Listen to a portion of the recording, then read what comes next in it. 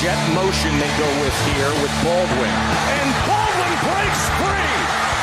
And the Bears sick him. Monterey Baldwin. Welcome to Sick'em 365 Radio. This is Brown right here. Stops, scoops it up and in. Wow. Oh, my God. Sick'em 365 Radio is presented by IdealMRI.com. High-quality MRIs for $497 or less. IdealMRI.com. Your health is important, so is your budget. Blitz coming. It's picked up. Prescott going for it all for Cooper. He's got it. Touchdown. The 3 o'clock hour is sponsored by Waco Custom Marketplace. Meats, sweets, Texas treats, and a cut above the rest. 425 Lake Air Drive, Waco. John Wachachua comes up empty, but Flagler picks it up. Now here's David Smoak and Craig Smoak. Paul Catalina will join us a little bit later on today. He's at the veterinarian for his gorgeous dog and trying to make sure everything's okay with Woodrow. So that will be something. He'll join us a little bit later in the show. An update from Kansas City. Kansas leads West Virginia 33-11. 5 minutes left in the first half. Bob Huggins just a moment ago was ejected, tossed from the game. Here's a crazy stat. West Virginia has 11 points in the first 15 minutes of the game. Not a single starter has scored. The 11 points came off the bench. Not a single starter scored, and Kansas is blowing up West Virginia 33-11. And earlier today, Craig Smoak to my right, also in the studio, Emery Winter, Jack McKenzie, Armstrong Sims. We appreciate your time today. Baylor's All-American Nalissa Smith will join us in about an hour. We'll also hear from Dr. David Garland, an interim president at Baylor. Texas led by 18, Craig, at halftime over TCU, led by 13, 15, whatever, about 11 minutes to go, and lost 65-60 to the Frogs. Yeah, great win for TCU. Texas, doesn't really have any excuses. They had a huge lead, like you said, up 20, and just watch that thing, whittle down to the point where they're now going home. They're going back to Austin. They got probably 1-2 nights hotel stay, most likely one. So they're headed back home, and now will await their fate. But this is a team that last year got in the Big 12 tournament, went and won it, and this year during the offseason when they picked up all those transfers and retooled their roster. I know there's a lot of people like, oh, here's a guy from Kentucky, and here's a guy from here, and here's a guy from here. And, Baylor's benefited as much as anybody in basketball from transfers. The national championship team last year had guys that had been on campus 2 or 3 years that had transferred in, and this year they've got some guys contributing that were transfers. But, like Davion Mitchell, he was on campus for a little while. He wasn't just, he showed up and then he played. And then, so I was always curious with Texas and the retooling of their roster, no matter how many big name guys they got, if the cohesion and the chemistry and those types of things were going to be there. And, distracted, sorry. We're going to be there, and, it just never quite gelled all the way. I know a lot of Texas fans are tired of watching them based on the responses that I saw that they're frustrated with this team and watching them. And so I think there's probably Texas fans that are like, good, they lost, but, disappointing for many others as well, because this wasn't the expectation to, not finish within the top 3 of the conference and then to go out in the first game of the Big 12 tournament. So, a tough loss for UT. They'll be in the dance, but, to what extent remains to be seen. And then for TCU, just what a run they've been on. I mean, they've been hot here lately. So congratulations to Jamie Dixon and the Horned Frogs, because that was a really nice victory for them. There was a time in when TCU, you kind of wondered. They lost 3 in a row to Tech, Iowa State, and Baylor. And again, those 3 teams are all tournament teams, and one of them's a number 1 seed right now. Another one's a 3 seed. And it's not like they got hot, but they started to piece together wins, those back-to-back wins against Tech. And then when they followed up with a win against Kansas in that when they played them twice in 3 days, they've really been on a nice run. Now, they were beaten in the last regular season game by West Virginia on the road, but they have the win, and they were down 18. They just kept chipping away, and they beat Texas 65-60. So TCU awaits the winner of the Kansas-West Virginia game, and right now, again, West Virginia is up big time in that game. Kansas is up 35-13 with 4 minutes left in the first half. A couple of other notes. Baylor plays at 6 tonight against Oklahoma. Iowa State Tech, the final game in Kansas City. Women will play tomorrow. In the SEC earlier today, A&M in overtime beat Florida, and the Aggies have made a run with Buzz Williams down the stretch and probably will make the tournament. That was not the case maybe a month ago. They win in overtime. These are second and third and quarterfinal round games based on the conference. Indiana beat Juwan Howard in Michigan in his return by 5, and Duke was down a point with about 4 minutes left and went on a 10-0 run to win that game. So those are some of the basketball scores. Providence beat Butler in another game involving a highly ranked team as well. And Iowa just put 112 to 37. They just beat 112. They just hammered Northwestern 112 to 76 in a Big Ten game. That's a ton of points, man. That's a bunch of points, and they win by almost 40 points. Yeah, that's a nice win for A&M. I don't know that they're in the tournament yet, though. I mean, you think they're in? I think it's more of a question mark. I mean, obviously they still are playing, so we'll see. They go win a couple more games or something, then. But I think right now, or at least going into today, I figure they were a question mark. I think they were outside the bubble entering the tournament, and now if you look at what they've won 5 in a row. They're now 21-11, including the win today, 9-9 in the conference. And yes, it's in a big, huge pack with all the others in the SEC after Auburn, Kentucky, Tennessee, and Arkansas. But that might get them in. Alabama will get in because of the games they've won. So that's another team that will get in. So A&M right there on the bubble, but it sure doesn't hurt to win that game. Now, last night, Kansas State's Bruce Weber, following their loss to West Virginia in the play-in game, had kind of like an emotional, I don't want to say breakdown. I just think all the emotions, 10 years I believe it is at Kansas State. He broke the Kansas streak of all the consecutive Big 12 titles, went to the Elite Eight 1 year. But the last couple of 3 years, it's been tough for them. And he got incredibly emotional. And it's almost like he knew, because today he resigned. He knew it was coming. And he goes, I want to stay here, but he knew it was coming. And he really was incredibly emotional. We don't have time to run it today, but if you missed it and you want to watch a guy who's got everything in his all his emotions, and he's always been kind of that guy. But one of the stories, Craig, one of the things that was interesting was that his hair has gotten long. Got a nice set of hair. And he mentioned that he mentioned to somebody, he's on the he's not on the infractions. He's on the ethics committee or whatever it might be in the NCAA. And he said he was going to grow his hair out until someone involved, a team involved in the FBI scandal, was punished. And we know who those teams are. LSU. Who else we talk? Kansas, of course, had been mentioned. Arizona's coach is gone, Miller. But they might win the whole thing this year. And he said, I'm going to grow my hair until they come down. The NCAA comes down with a ruling.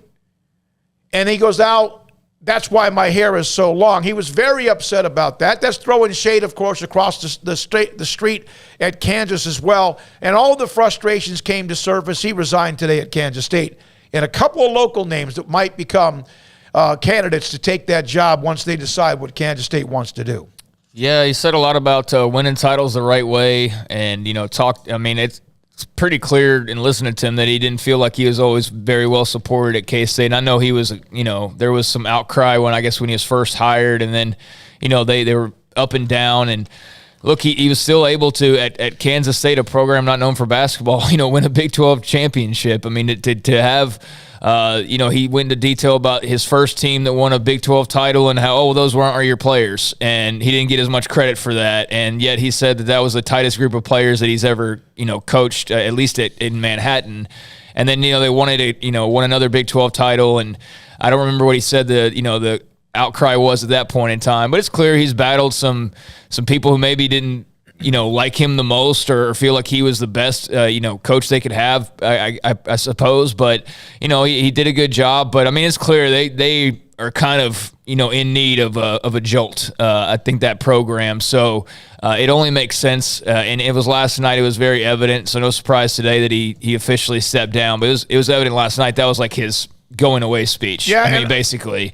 And the NCAA stuff, I mean, his hair's going to keep growing. I mean, I don't know if, I guess not coaching anymore, he can go back on that holdout of a haircut because otherwise his hair is going to be down to his knees because of the odds of those teams getting punished the way that he would like to see them punished are supremely low, and he knows that. And, it's cool that he used his platform to at least speak on it because a lot of others are probably afraid to or worried about what would happen if they did. But, he's got nothing to lose. So he went out swinging, and I'm sure there were some fans, Lawrence and elsewhere who weren't thrilled with what he had to say. But he said what he felt, and I can respect that.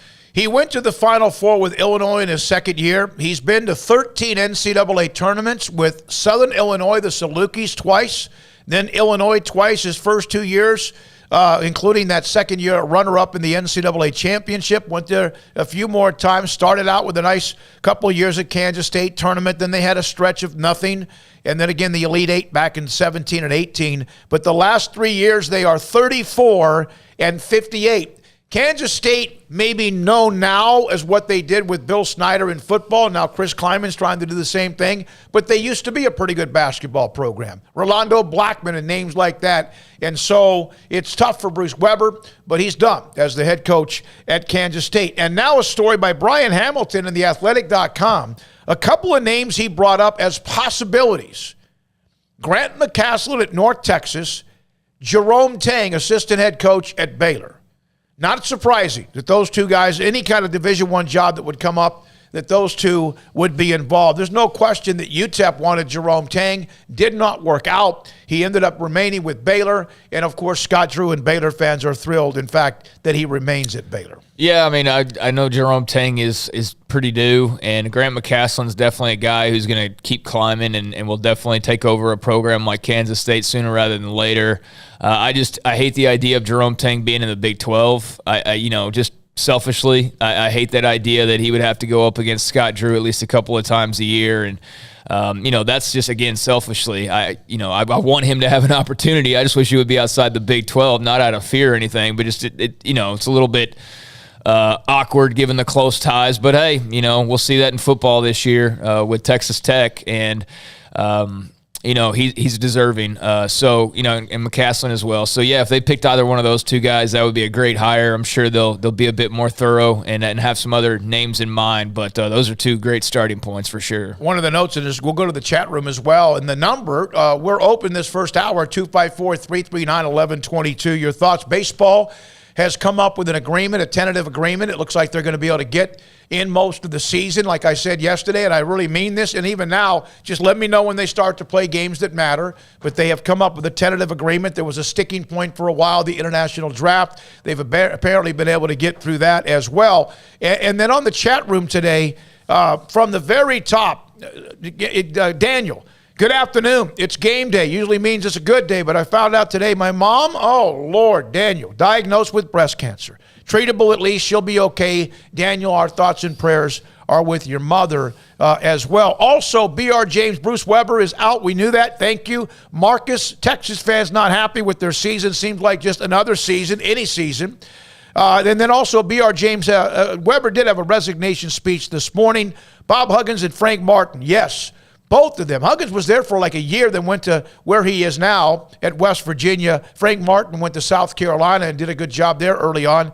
those two brought them back to what they used to be. Kansas State at once was a really good program in college basketball. Yeah, I just took his speech last night as a going away speech. I mean, that's what it felt like. It felt like he was at least, bringing the flamethrower out there at the end while he could. But yeah, I mean, I'm glad that he's getting a respectable send-off, and I think, K-State fans are probably appreciative for what he did. He had some good moments there, but again, you point out the record the last couple of years. It's just time for a change. It's time for some new blood, and especially in a conference like the Big 12 where it's only getting better in basketball every year. So, you don't want to wait too long, and then you're even further behind the 8 ball. So it just makes sense to go their separate ways right now. And then, as far as Texas, again, a lot of hype with that Beard hire, but got to be disappointing to be where they are on the bus, or I guess the plane ride back home to Austin this afternoon or this evening. So we'll see what they do in the tournament. But I definitely saw a lot of people that are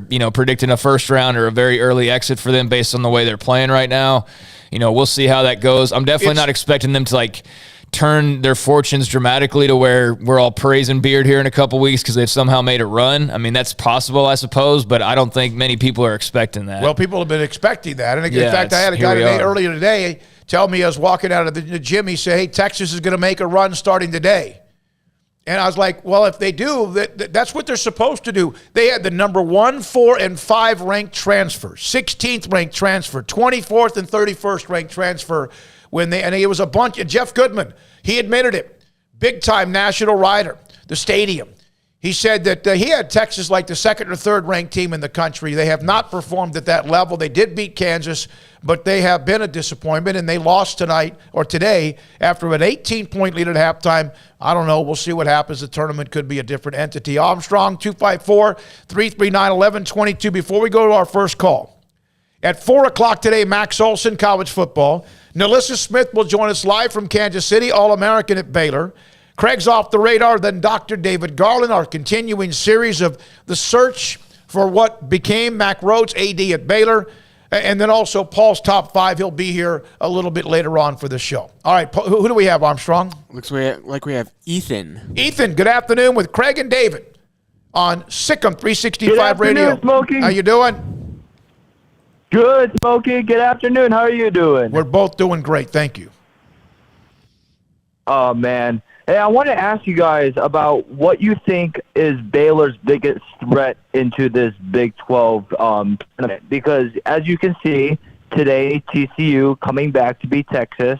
I know the Kansas game is going up right now, and I know Baylor plays tonight against Oklahoma. And with all Baylor's injuries that are going on right now, I'm just a little bit concerned of how Baylor's going to handle this Big 12 tournament despite having a great March so far leading up. Well, thanks for the call, Ethan. Thanks for your passion as well, and also the question on Baylor. I think the Baylor's playing really well. If they lose tonight, it's going to be because Oklahoma plays well. It's not because Baylor's not going to just blank the bed. They're too good for that. Now, can they get into foul trouble with the depth issues? Yeah, Flo Thamba gets in early foul trouble, or Kendall Brown, or Jeremy Sochan. Yes, that can be a problem. No LJ Cryer. And so play how they've played the last 2 or 3 weeks, and they should be okay. But Oklahoma's won 3 straight, and Craig, the problem with Baylor is, one, they only have so much they can go to, but that's kind of who they are. They've gotten used to it, so that's not even an excuse anymore, unless it becomes a depth issue with foul trouble.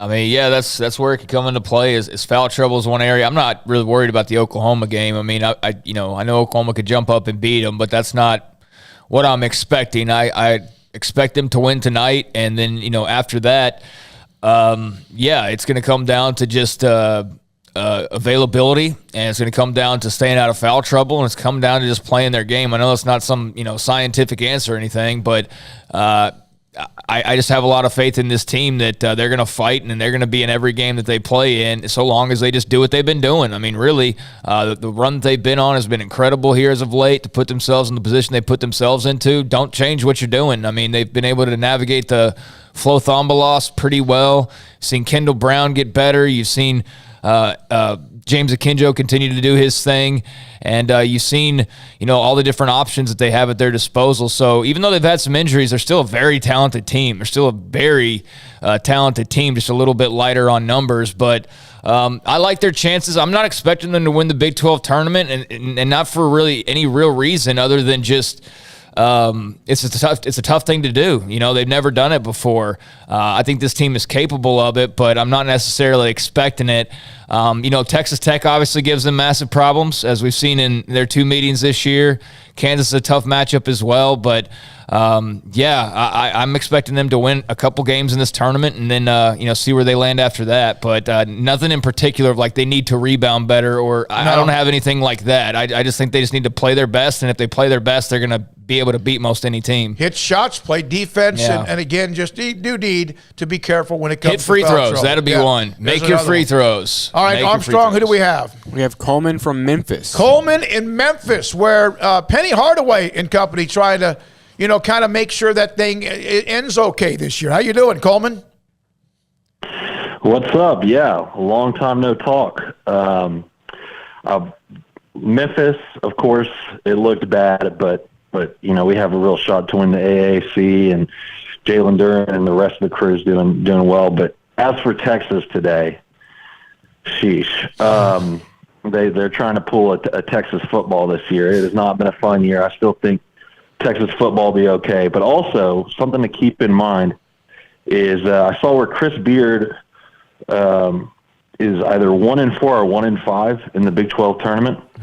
So it seems like either he just doesn't have good luck there, or just doesn't care, or some mix of both. I think he cares, but it doesn't really affect him in tournament. I'm not saying Texas will go on a run. But lastly, Chris Beard, before he went to the halftime, did you see where they asked him, "How do you feel about this team?" And he tongue-in-cheekly said, "It's just good coaching," and then walked off. I bet he regrets saying that, but hook him still. Hey, Coleman. And good to talk to y'all. Thank you, buddy. Man. Nice to hear from you in Memphis. And Memphis has won, by the way, 10 of 11. I know you're calling about Chris Beard in Texas.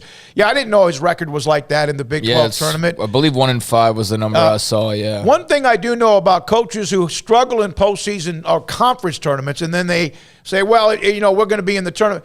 You still want to win it. I remember for many years, Kim Mulkey hated the conference tournaments because they would always dominate the regular season, maybe end up with a loss or two or run the table. And it was kind of just something they had to do. She knew it, money. And sometimes someone would pluck them off like a West Virginia one year. But it's still, even though most of the teams who are in conference tournaments, even though there's a percentage of teams in the conference tournaments that know they're in the tournament, it's still there to get you sharper, to improve your seed, to maybe get you in the tournament. But today, the problem with Texas losing is not that they lost to TCU. It's that they blew an 18-point lead. And you could just see them sucking for air. Their offense just gets uptight when it gets to be the moment where you have to make some shots. Yeah, no, they've had offensive struggles all year. I mean, they've had a really ugly offense at times, and they clammed up. And that was a funny comment by Beard. I mean, he obviously, he has little comments like that, on occasion in his interviews that can be fun or funny, and that one at the time probably felt pretty safe to say because they had hit so many threes. I mean, they were on fire and had the big lead, but yeah, that one came back and came back to haunt him. But he's not like a bad coach by any means. He's a good coach. I don't know if there's anything really to the tournament thing. I mean, there's got to start to be when you are 1-5 and you've had good teams that don't really make sense to be 1-5 when all is said and done.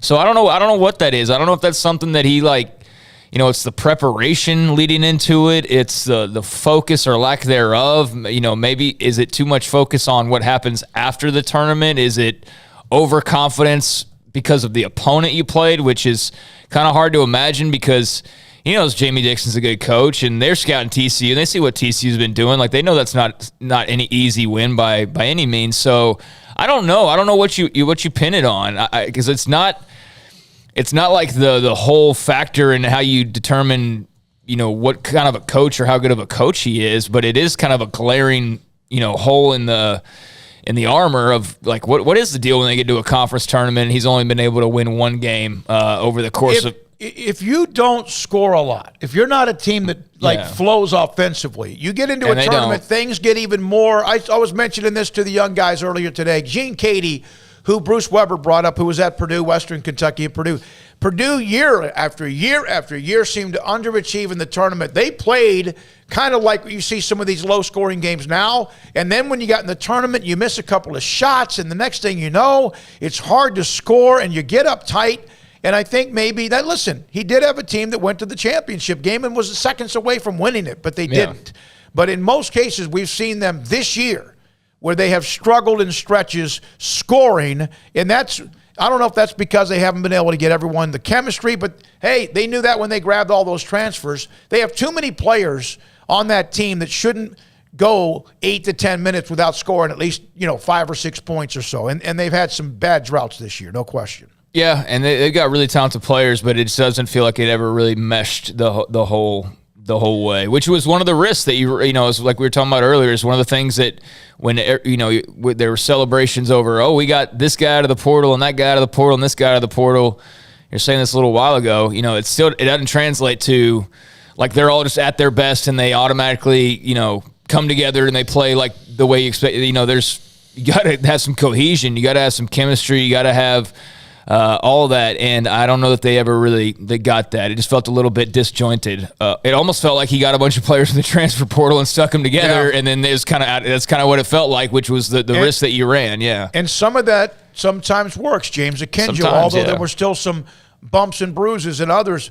And then, as Craig mentioned, last year, Baylor's team that won the national title with transfers left and right, they had time to kind of marinate together and have time to play. And then they had the season that ended with no one getting to play in a tournament. And then, of course, last year, their run with players that were at Auburn and Alabama and other places, including what we saw from Macy O.T. When we come back, more from you. 254-339-1122 from Hilda. Texas has had an ugly offense all year because they don't have a true point guard. Marcus Carr is not a floor general, but he was the number one rated transfer among anybody in the portal. And at times he's been sharp, and at times it's not there. When we come back, more from you again. 254-339-1122, Sikkim 365 Radio and 365 Sports. We'll update that Kansas-West Virginia game, which is pretty much over, even though it is at the half.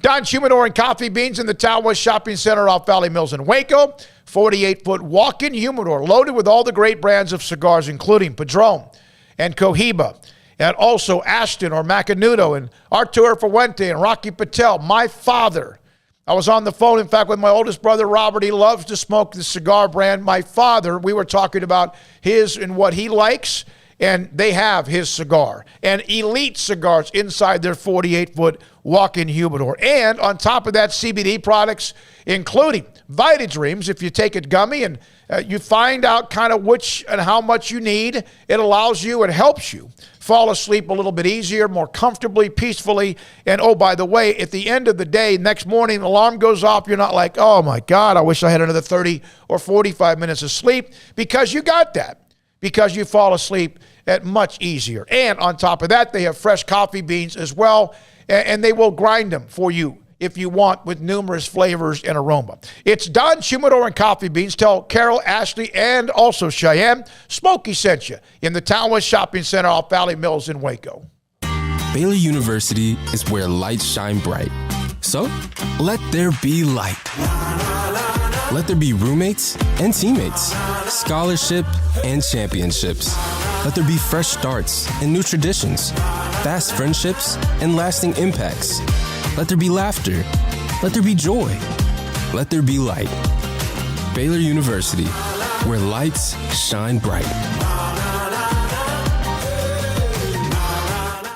One size fits all. That may be all right for an adjustable belt or cheap sunglasses, but when it comes to your financial needs, no one wants a one-size-fits-all strategy. Ben Erlinson, your Edward Jones financial advisor, knows that his most important goals are yours. That's why he takes the time to understand your needs, knowing you. That's how Edward Jones makes sense of investing. Ben Erlinson, 100 North 6th Street in Waco, 254-759-8533. Edward Jones, member SIPC. In the market for a quality metal building? Since 1943, Pioneer Steel and Pipe has helped Central Texas residential and commercial customers with metal building design, panel options, building components, and trim options. Pioneer Steel and Pipe's residential line is energy efficient, offers low maintenance, reduces insurance payments, is impact resistant, and carries up to a 45-year limited warranty. In addition, they can also help you find a metal building contractor for your project. Pioneer Steel and Pipe with locations in Waco and Bryan and at pioneersboys.com. It was broad daylight. I stepped into a gas station for 5 minutes to grab a snack, and just like that, my car was broken into. They made out like a bandit. My laptop, my phone, everything. I called my agent to see what could be done, and he restored my faith in humanity. My claim was processed so quickly, and I was able to recover my losses. Stop by and see our agents at one of our 3 McLennan County locations. Coverage and discounts are subject to qualifications and policy terms and may vary by situation. Did you know that Waco Regional Tennis and Fitness is a partner of the City of Waco? Did you know that we are open to the public? Waco Regional Tennis and Fitness offers day passes to the public for only $10 a day, and we offer money-saving memberships. Waco Regional Tennis and Fitness offers over 40 group exercise classes each week, including bar, yoga, boot camp, indoor cycling, and more. There are free weights, weight machines, TRX, rowing machines, stationary bikes, new treadmills, elliptical machines, and much more on the spacious weight room floor. Personal training available where you can be encouraged to grow. Sauna, whirlpool, tanning bed, and kids club. 17 tennis courts, 8 pickleball courts, youth and adult tennis and pickleball lessons. Waco's premier experience where you can help your mind, body, and soul. Visit our website at wacotennis.com. Call us at 254-753-7675 or visit us next to Hawaiian Falls on Lakeshore Drive in Waco.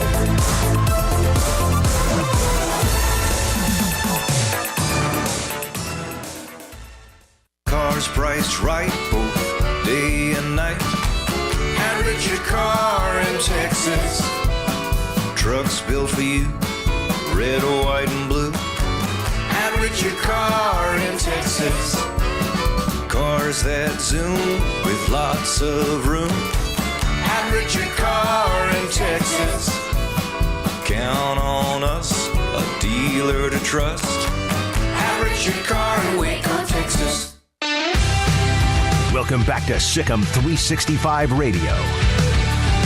Have you subscribed to our YouTube channel? Search 365 Sports on YouTube.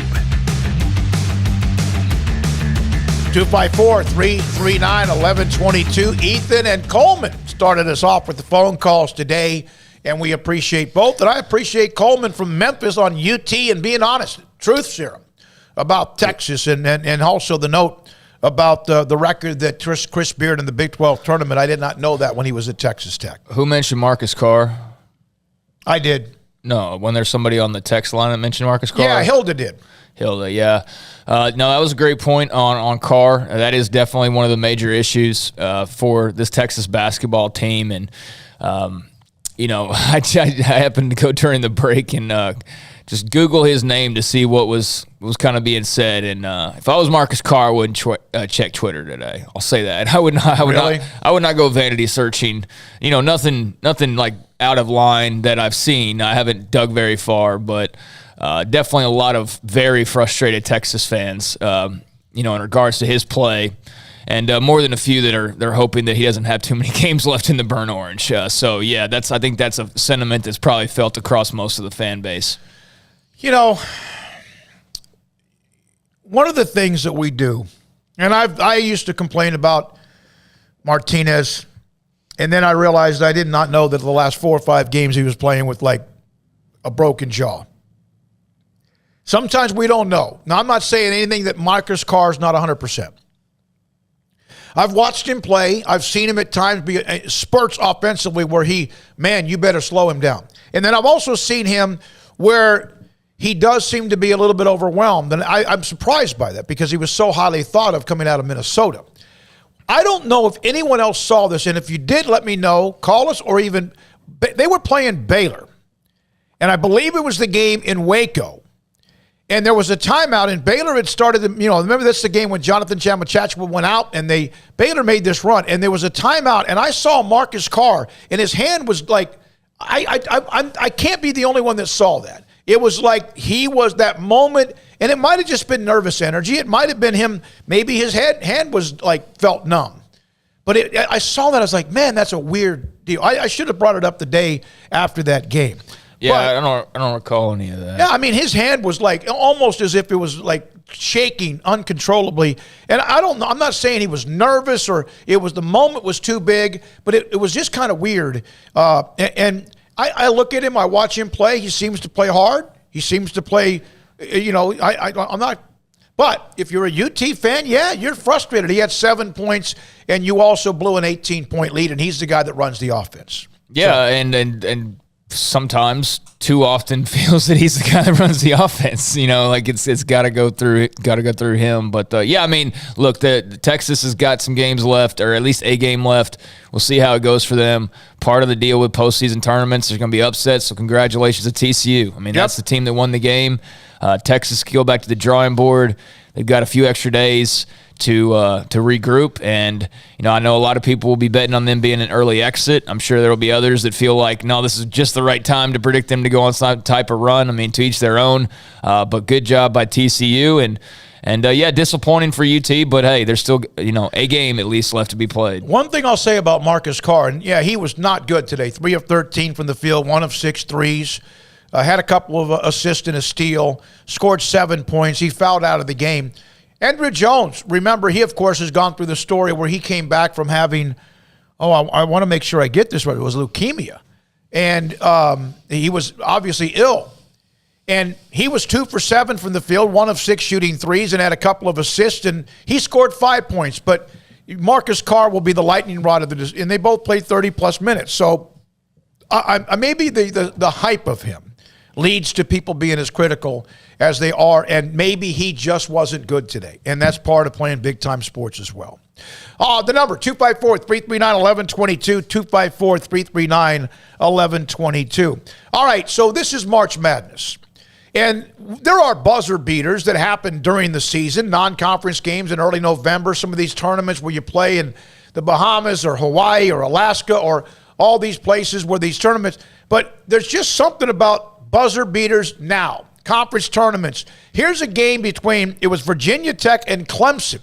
And this is a second-round game in the ACC. It's not to, win a championship or get to the tournament, but here's one of those moments, again, a buzzer beater and a highlight between Virginia Tech and Clemson that just seems to be so much fun to watch at this time of the year, and it's not even the tournament yet.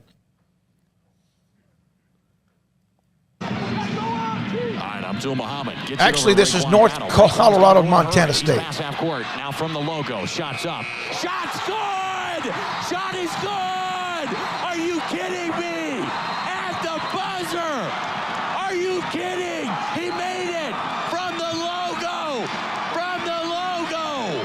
He made it! There are times now in what announcers, and I've been a part of this, you can almost get so excited you lose your voice or you lose your modulation, you overmodulate, you squeal.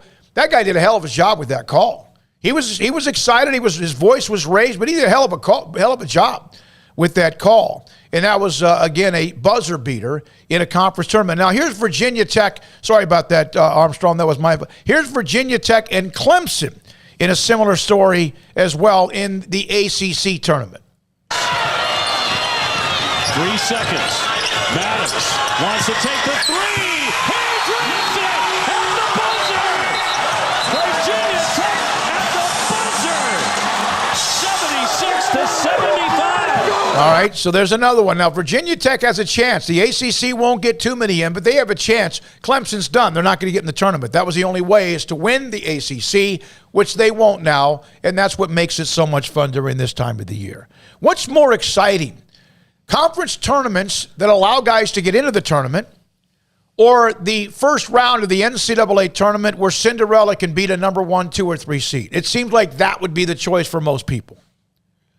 Yeah, I mean, I guess the first round of the tournament, the tournament's what matters most, ultimately, is that's where everybody's trying to get. So, yeah, I think the conference tournaments provide plenty of, parity and drama, but, I mean, as for that question, I guess the NCAA first round tournament. You got to win the conference tournament. Most everybody that goes into the conference tournament has to win that. It's kind of splitting hairs. Yeah. I don't think you really have to make a choice. I mean, you want to be in both. And so, yeah, I mean, one's slightly better than the other, I suppose, but they're pretty much the same thing when you boil it down. Back to the calls. Armstrong Sims running the mothership today. Jack is here, and so is Emery. And Armstrong, who do we have?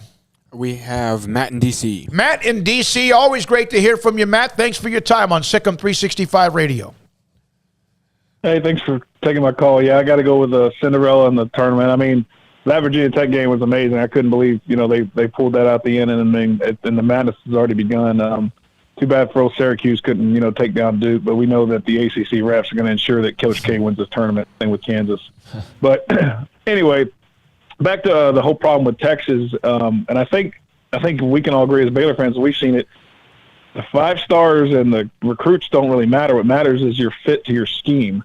From football to basketball, we've never really gotten a lot of 5 stars. We'll get it occasionally, but we recruit the scheme first, and that wins games. I think recruiting to that, what fits your culture and what you need, that's when that'll continue to win games. Until Texas figures that out, like, the stars don't matter.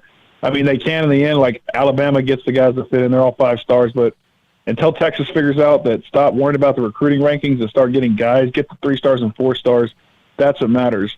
And I don't know if y'all ever listened to Orange Blood's podcast, but I listened to one recently. They talked about the whole podcast is basically about Jeff Ketchum going off on how did Baylor pass us in football and basketball, recruiting guys that nobody wanted. And I was like, that's the problem right there. You think just because someone's a 3-star, nobody wants them when they have 30 offers just from, just not Texas. And I'm saying once they get past their mindset of only 5 stars matter, maybe then you'll start winning games. But until they start recruiting the scheme, they're going to keep being, mediocre. I'll take your thoughts on that. Thanks, Matt. Appreciate the call. Somebody did send me a link. In fact, a couple of people did. I listened to clips of it on and off.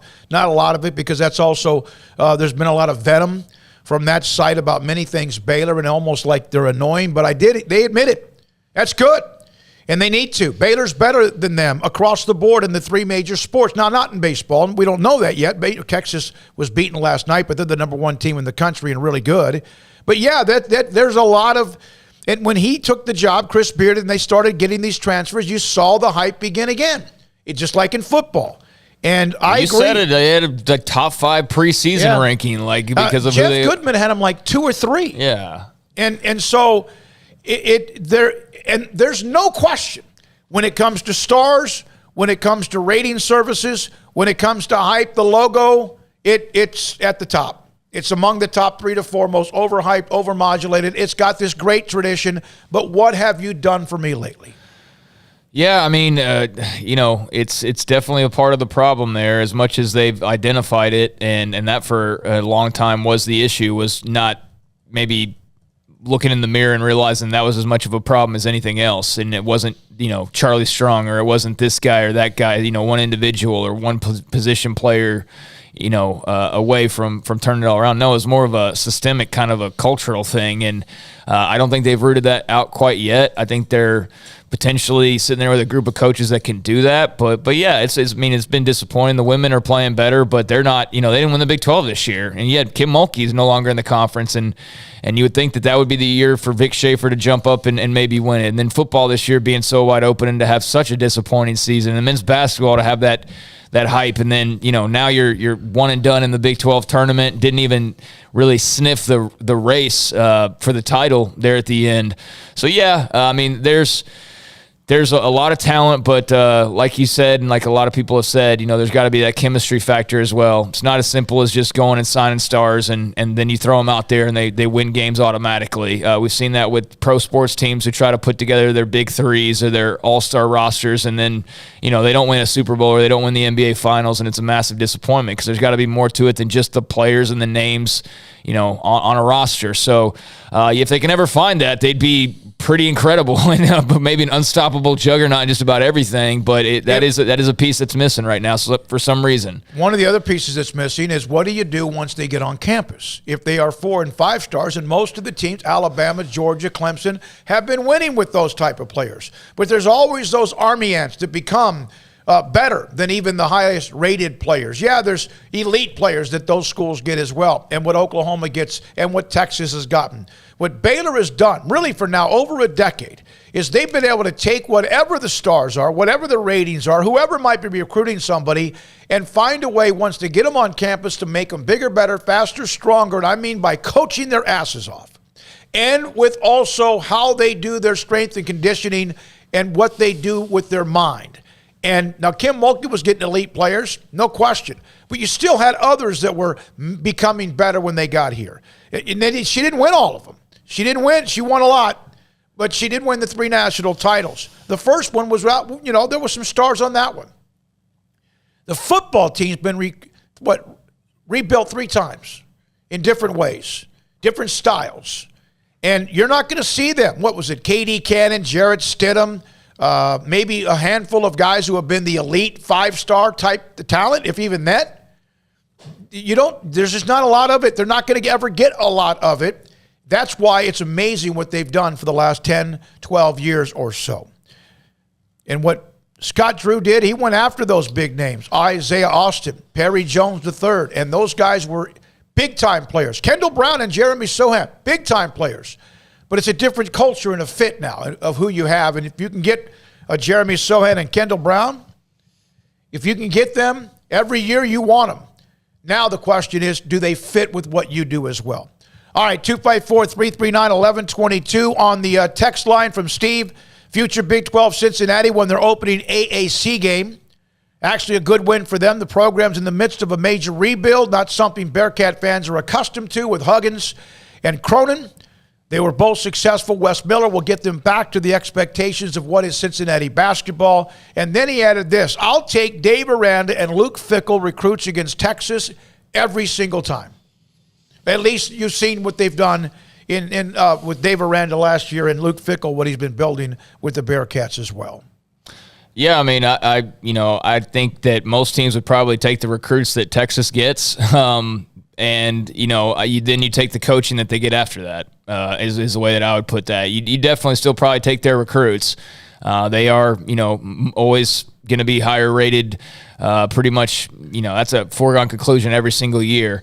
But, yeah, the part after that, once they get on campus, that's where the missing link has been. And then probably some in the evaluations as well. I don't think there's any doubt that some recruiting websites give bumps to certain schools, and there's a trend, it felt like for quite a long time there where there'd be a kid who's a low 3-star committed to Tech or to Baylor or to TCU, and all of a sudden they get this offer, and it's, man, we better review his film, and all of a sudden, boom, he's a low 4-star suddenly. And then, and I saw that happen so many times. I just wish I would have tracked it and kept a log of it. So if somebody said, prove it, I could just go, bam. But it's true if you followed recruiting closely enough, as I have since 2000, that I saw it happen so many times. And that probably didn't help expectations either, is having maybe an overinflated sense of who some of these guys are, because they probably got hyped up a little bit too much. But no, I mean, the missing piece, we've talked enough about Texas and their struggles. I know everybody enjoys it for the most part, but they got a lot of talent. It's just the missing piece of the culture aspect. And if they can ever unlock that, and that's the big question, if they can ever truly unlock that across the board, to where there's not that sense of entitlement or we're Texas and you're not, so bowl over while we walk out onto the court. If they can ever eliminate that entirely, then they're going to be the school that they think that they are and that they want to be in terms of winning. And then they're still winning plenty in other sports, just those major ones that have been a bit more elusive here lately. But the talent is there. It's just the cultural part of it that is is not quite on the level of a Baylor, for example, right now. There has been something missing. There really has. And sometimes you wish you could just sit there and go, that's it. And sometimes it's not that easy. When we come back, more here in the 3 o'clock hour. Max Olson, theathletic.com on college football today at 4. Also, Nalissa Smith, All-American, up for the Player of the Year. She'll join us, Baylor women's basketball star, at just around 4:15 or so today. This is Sikkim 365 Radio and 365 Sports. Marco's Pizza. Pizza lovers get it. In fact, we have Marco's Pizza in the studio today.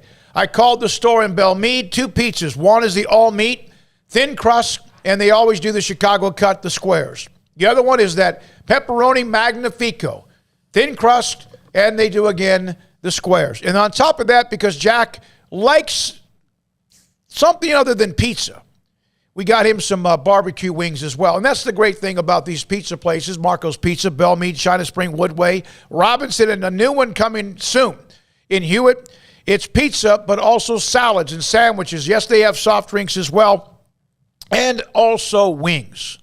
Great for sports events to watch on TV or in our studio as we do the show and kind of get ourselves a little bit of nutrition as well. It is Marco's Pizza. 5 locations soon to be in Waco. Pizza lovers get it. Marcos.com.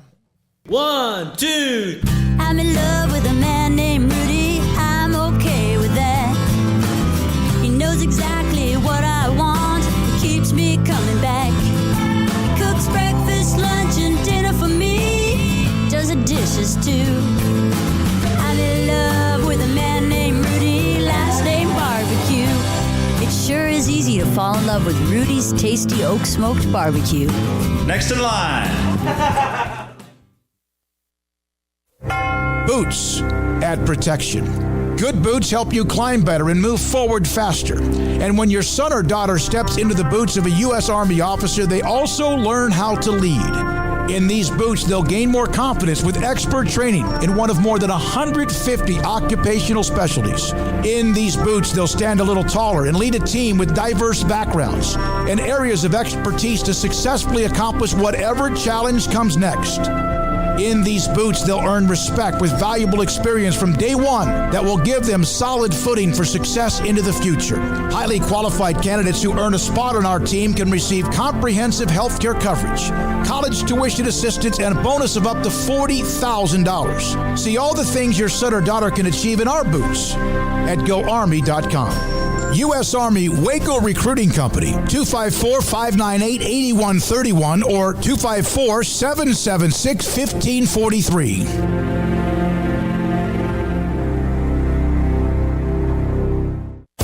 At Ideal MRI, we feel blessed to be part of the Waco community. We're a small family business here in Central Texas. At times like this, the cost of healthcare has never been more important. And unfortunately, significant illnesses and injuries still occur. And that's why Ideal MRI is open and here to serve you through this difficult time. So if you need an MRI, ask your doctor about Ideal MRI. You can schedule online in minutes at idealmri.com or call 833-IDEAL-MRI.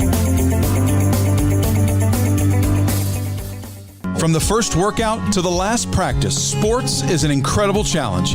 Hi, this is Dan Ingham with the First National Bank of Central Texas, and we're proud to support each athlete, every parent, and our educators. From families, small businesses, to the biggest industry, we're here to help. With remarkable products like First Free Checking, we've got banking ideas that fuel big dreams. The First National Bank of Central Texas. Familiar faces making local decisions. Member FDIC, Equal Housing Lender. Hey, this is Bryce Petty, former starting quarterback and 2-time Big 12 champion, and I know firsthand the importance of being in top shape both on and off the field. So listen up, men. If you're feeling beat down day in and day out and looking for that high-performance edge that separates the men from the boys, then look no further than the Petty Clinic Low T in Waco. Petty Clinic is a comprehensive men's healthcare clinic with an atmosphere catering to men. Board-certified Dr. Kent Petty has a special interest in offering the highest quality medical care to men of all ages. Some of the services offered include include screening and treatment for low testosterone or thyroid, infertility, high blood pressure, diabetes, high cholesterol, sleep apnea, while offering comprehensive wellness exams and complete men's health lab panels. High performance men, remember, it's not just a Petty thing. This is Bryce Petty, encouraging you to reach out and Google search Petty Clinic Low T or go to pettycliniclowt.com and get your complimentary lab screening today. This is Sikkim 365 Radio. Text us at 254-339-1122. The Sikkim 365 Radio text line is sponsored by Riverbend Liquor and Wine, with the most extensive variety of craft beer in Waco. A hidden gem on Lakeshore Drive and 19th Street. Couple of notes from the chat room, and the number 254-339-1122. We'll have Max Olson in the next segment. Indiana beat Michigan by 5. Juwan Howard returns, and the Wolverines are beaten. B.R. James, I hope if K-State doesn't get a big name, they look a hard look at Jerome Tang. You would think they would talk to him. And I mentioned Grant McCaslin in the story by Brian Hamilton in theathletic.com. If somebody's got a job open, they're not interviewing Jerome Tang, they're absolutely moronic. I mean, at this point, if he's not, I'm not saying, if you don't hire the guy, you're a moron, but if you're not at least interviewing him at this point, I don't know what you're doing. I mean, I have absolutely no idea what you're doing if you're not at least giving an interview to Jerome Tang. I agree. From Ray Grange, Craig, you beat me to it when you talked about recruits and stars and who gets them and who doesn't. I'll take Texas's recruits, but Baylor's development after 3 years. Yeah. I mean, it's easy to say that Baylor or some other school that you want to put out there, because there's plenty of others as well, are better at developing than a Texas right now. That's true. The proof's in the pudding. But they still put plenty of guys in the pros. Yeah, there are tons of guys that we hear all about when they're 18 and 19, and we don't hear about them so much when they're 21 and 22, and it's a bit of the problem. But there's still plenty of guys that develop through that program. It's just not the number that they need it to be. For every Sam Ehlinger that got better as time went along, or Joseph Osai, or guys like that, there's a handful of guys that didn't pan out the way that you thought. So, I definitely take the development rate and the job they've done at places like Baylor over what they've done at Texas. And if, they can ever correct that and get the same types of results with the talent that they get on a regular basis, I mean, that's when it explodes. That's when it turns into what it's supposed to be. And, we'll see. Steve Sarkisian, it's too early to make a determination. I know a lot of people wanted to after just the first year, but he's not defined by that. Acting like a member of the SEC, basically, is what I took away from that video. And they're also asking for a whole bunch of money, which I'm sure they'll get, because they always do, in advance of entering the SEC. And, it's not just all athletics related, of course, $6 billion, but and that's not going to happen overnight either. It's going to take a little while to reach that goal, but they'll reach that goal, I'm sure. And it's a big push before they, to turn the page. So I agree. From Simon 2077, I joined late, probably already been discussed. K-State alum, I'd love to have Brad Underwood come home. My response was, I get that. And that might be enough. That's what Chris Beard did going to Texas, a huge school from Tech. I could completely miss this. And I like Brad Underwood, what he did at my alma mater at SFA, and then, of course, at Oklahoma State quickly, and he was gone. I just think that where Brad Underwood is now is at Illinois. That's a big-time college basketball program and a big school. So I would think you'd have to have a crowbar, but then Simon responded, why? It's his alma mater. He's coached there. He's from McPherson, and it's well known K-State is his dream coaching job. Now, if it's still his dream coaching job, then I missed it. But if it was when he was early on in his career, then maybe that's changed now that he's at Illinois and doing a hell of a job at Illinois. First thing K-State needs to do is get their money in order, just to get ready. Because if you're going to go land a Brad Underwood, then you're going to probably be paying significantly. I don't think he's going to give you the alma mater discount. I wouldn't if I was him. He maybe shave off $1 million or so, but he's going to probably come with a hefty price tag. I'm sure that they know that. But yeah, you got to at least throw him in there into the consideration of candidates, given the ties. But that's a beautiful thing for K-State fans. There's a lot of great options out there. We've already mentioned probably a handful of names that all would be, on paper, upgrades or just, good coaches to replace Bruce Weber, and maybe even great coaches to replace Bruce Weber. So if it's McCaslin or Tang or Underwood or whoever, they've got some great choices to potentially make. Just got to make sure their ducks are in a row, and I'm sure they will be, and get ready to sign a fat paycheck to whoever it is. But there's some good coaches that they can go out there and get. Chris, Smokey, and Craig, Coach K retiring, North Carolina having such a down year. Do you expect the ACC to come after the Big 12 coaches? Those two jobs are set. Shire is coach in waiting, and then Hubert Davis, who just had the huge win against Duke, and they're going to get in the tournament. They've made a nice push at the end. He's set. I mean, he just got hired to replace Roy Williams, so those two jobs are not opening up anytime soon. And then also, Chris, you're welcome. And then also, Mark said Tom Herman's UT record is going to look pretty good in a few years. Doubtful Sark can win more. That's from Mark Tharp. We appreciate it. One more comment from Craig, and then we have to break. No, I'm very interested to see, what that does end up looking like, Sark here in 2 or 3 years, and how it compares to Tom Herman, given just how kind of ready a lot of Texas fans appeared to be to want to move on from him, even though, they just won a Sugar Bowl and all that. It just got to a good enough level, but it just, I don't know, that whole thing was just kind of weird when I look back on it, Tom Herman. When they were winning in that year, they beat Oklahoma, lost to Oklahoma, then won the Sugar Bowl. His kind of aloof and arrogance is okay because they were winning. Yeah, and then it became a major problem when they were losing. So, but yeah, I mean, I don't think Tom Herman was like some horrible coach. I think he could have stuck around there and probably kept winning about the same rate, maybe even had a year here and there where they, had a special player that maybe put him over the top. But I mean, it's not like he just was under 500 every year. I mean, they did go and win a Sugar Bowl during his time, and then it was kind of an abrupt exit and quick hiring of Sark, and that was all just sort of strange how that sort of unfolded. But to your point, it'll be interesting to see here in a year or two kind of what the comparison is, because depending on what Tom Herman's doing and depending on what Sark's doing, you might go like, wait a second, did we make the wrong choice 4 years ago or 3 years ago or 2 years ago? Sometimes patience is the best way. Yeah, who knows? We'll see. When we come back, we're going to hear from Max Olson, Nalissa Smith, Craig's Off the Radar in the 4 o'clock hour. A couple of NFL notes real quickly. Khalil Mack being sent to the Chargers. Is that what you're going to put on there? No, I don't think we just need to throw it in. We can talk about it. Sikkim 365 Radio and 365 Sports. Pioneer Steel and Pipe, metal roofing, quality and reliability are what we guarantee with our metal roofing materials. Offering large variety of panels, colors to ensure your satisfaction when picking out your roof. Also, customer service, of course, and their sales team will make sure you get what you need when it comes to someone who's going to take care of that job, project, and contractors. And it's not going to get muddied up. They've got a history with metal buildings and being built with the product they have and also helping them be built, that they're going to make sure you get the person that's not going to make it a nightmare, not going to have too many delays, also making sure you don't have to spend extra money during the project. They have metal buildings, metal roofing, pipe and steel, and so much more. Pipe, steel, and metal. Since 1943, brand new location is being built. It is a motherlode in Waco. Locations in Waco and Bryan, pioneerboys.com.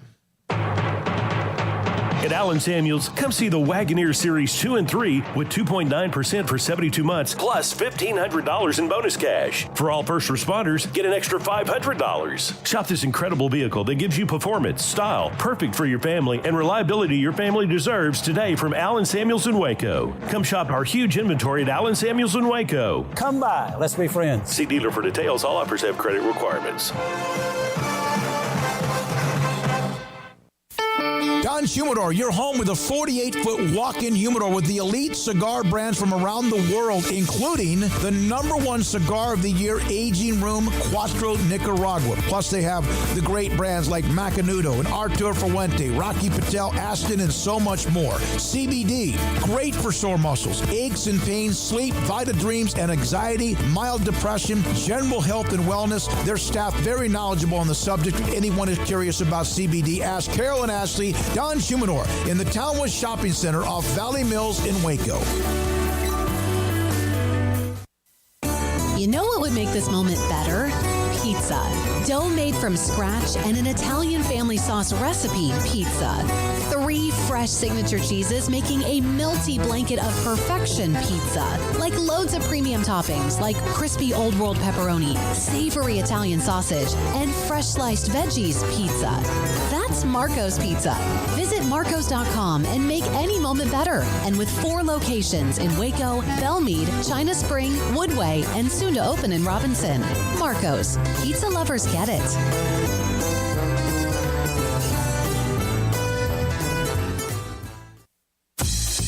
Baylor Scott and White, Southwest Sports Medicine and Orthopedics, the team physicians for Baylor Athletics, diagnosing and treating all sports-related injuries, including concussions. These specialists also provide orthopedic services for athletes and non-athletes alike, whether it's knee or shoulder pain, hand or wrist injury, orthopedic spine care, and even an arthritis and total joint clinic. Trust the doctors Baylor Athletics trusts. Baylor Scott and White, Southwest Sports Medicine and Orthopedics wants to get you back in the game. It's plain and simple. Waco Custom Marketplace is the one-stop shop for what you need for tailgating, from charcoal, cold beer, and wine. And, of course, customize your order with brisket, tri-tip, sausage, wings, smoked pork tenderloin, country-style or pork spare ribs, marinated beef and chicken fajita meat, ground beef and chili, meat, hot dogs, and burgers, buns, seasoning, sauces, chips. There's fresh baked bread and kolaches every day, breakfast sausage links. And you can also customize your favorite cut of steaks from Select, Choice, or Prime, bacon wrap fillets, ribeyes, New York strips, sirloin, T-bone, and porterhouse. Full service butcher shop includes pork, poultry, beef, chicken, and seafood, serving Waco restaurants and families since 1940. Your one-stop shop for beef, pork, poultry, and seafood needs. Waco Custom Marketplace, 425 Lake Air Drive, or WacoCustomMarketplace.com.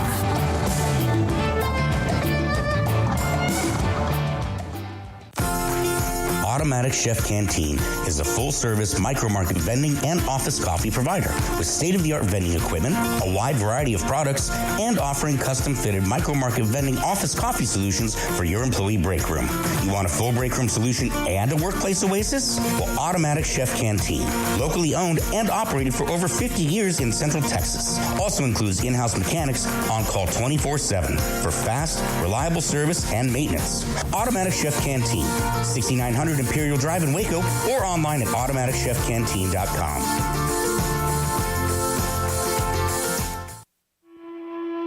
Welcome back to Sikkim 365 Radio. It's time for our weekly segment with Max Olson of The Athletic, brought to you by Pioneer Steel and Pipe, where customer service is their main focus, and best in metal, steel, and pipe for large or small projects, with 2 locations in Waco and Bryan. Family owned and operated since 1943. Corral on 2nd and 15 as they're chopping down on his legs, and then they take him down high as well. Ika finished it. The 4 o'clock hour is sponsored by Boozer's Jewelers, the wedding ring store, specializing in custom jewelry and repair, all in-house. Now, here's David Smoak and Craig Smoak.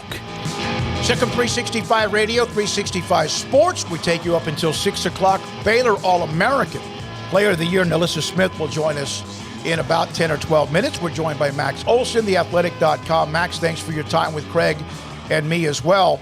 What were your thoughts about seeing Baylor blow up? And I know Bruce Feldman's written an article about the sub-4-4s, and we were all over it. We've heard from Taekwon, heard from Kalen, and also heard as well from the others from Baylor. Your thoughts about what they popped in the Combine and almost became part of the biggest story of the Combine? Yeah, really cool to see. Not certainly the results are not shocking, and you know, again, it was. And Bruce wrote a good thing about this today, talking to Matt Rhule about it. But you know, it was cool to see at the time. We remember, you know, with that staff, what they were able to do. You know, what Evan Cooper and that staff did in terms of the way that they targeted the state of Texas. As you know, you got to remember that was the big question mark with Matt Rhule. It wasn't, you know, could he be successful as a head coach in the Big 12? It was, can you come in here with no roots to the state of Texas and recruit at a high level? And that's absolutely what they did. And I think that the approach they took of just finding the best, fastest athletes they could and finding some really tough kids is so impressive. And, you know, look, certainly you get a couple guys at the Combine that are the stars of it, but the accomplishment of the class is going to two Big 12 title games and, winning one and having the best team in school history and all that. So, awesome to see that B-Fast class to get more love. And certainly those guys bought in at a low point for Baylor, and awesome to see them develop and, just show what great athletes they really are. Max, what were your thoughts on the ramifications and the addition of Jaden Daniels to LSU? Yeah, that was a stunner. Pretty cool. Did LSU need to take Jaden Daniels? I don't know that they did. I mean, I kind of assumed, and this is wrong me, I suppose, but I assume when Miles Brennan decided to come back to LSU after putting his name in the portal, that was kind of the plan, to build around a guy that I think at this point is like a 5th or 6th year senior. He's got a lot of experience in the program, and I know they like, they like Garrett Nussmeier too, and they brought in Walker Howard. But that's the portal for you. If a good player becomes available, it might not be in your plans to go out and add another quarterback, but they did lose Max Johnson, and they lost T.J. Finley the year before that, and so that's an interesting move for Brian Kelly. Clearly, kind of tells you that it's important to him that this is not going to be just some rebuild at LSU. They're trying to be as good as possible right away. Max, what is the biggest name, or how many still what you would consider, I don't know about the word elite, but really good players are in the portal right now? Yeah, I think that, we do this tracker at The Athletic, and right now we're tracking, sometimes that list is like the top 25 best available players. And right now it's down to about 15 because there have been a bunch of players that have committed lately. And, I'd say there's probably, in terms of, all conference type guys that are getting lots and lots of offers, there's definitely, 25, 35, 40 players out there right now that are still trying to find their next school.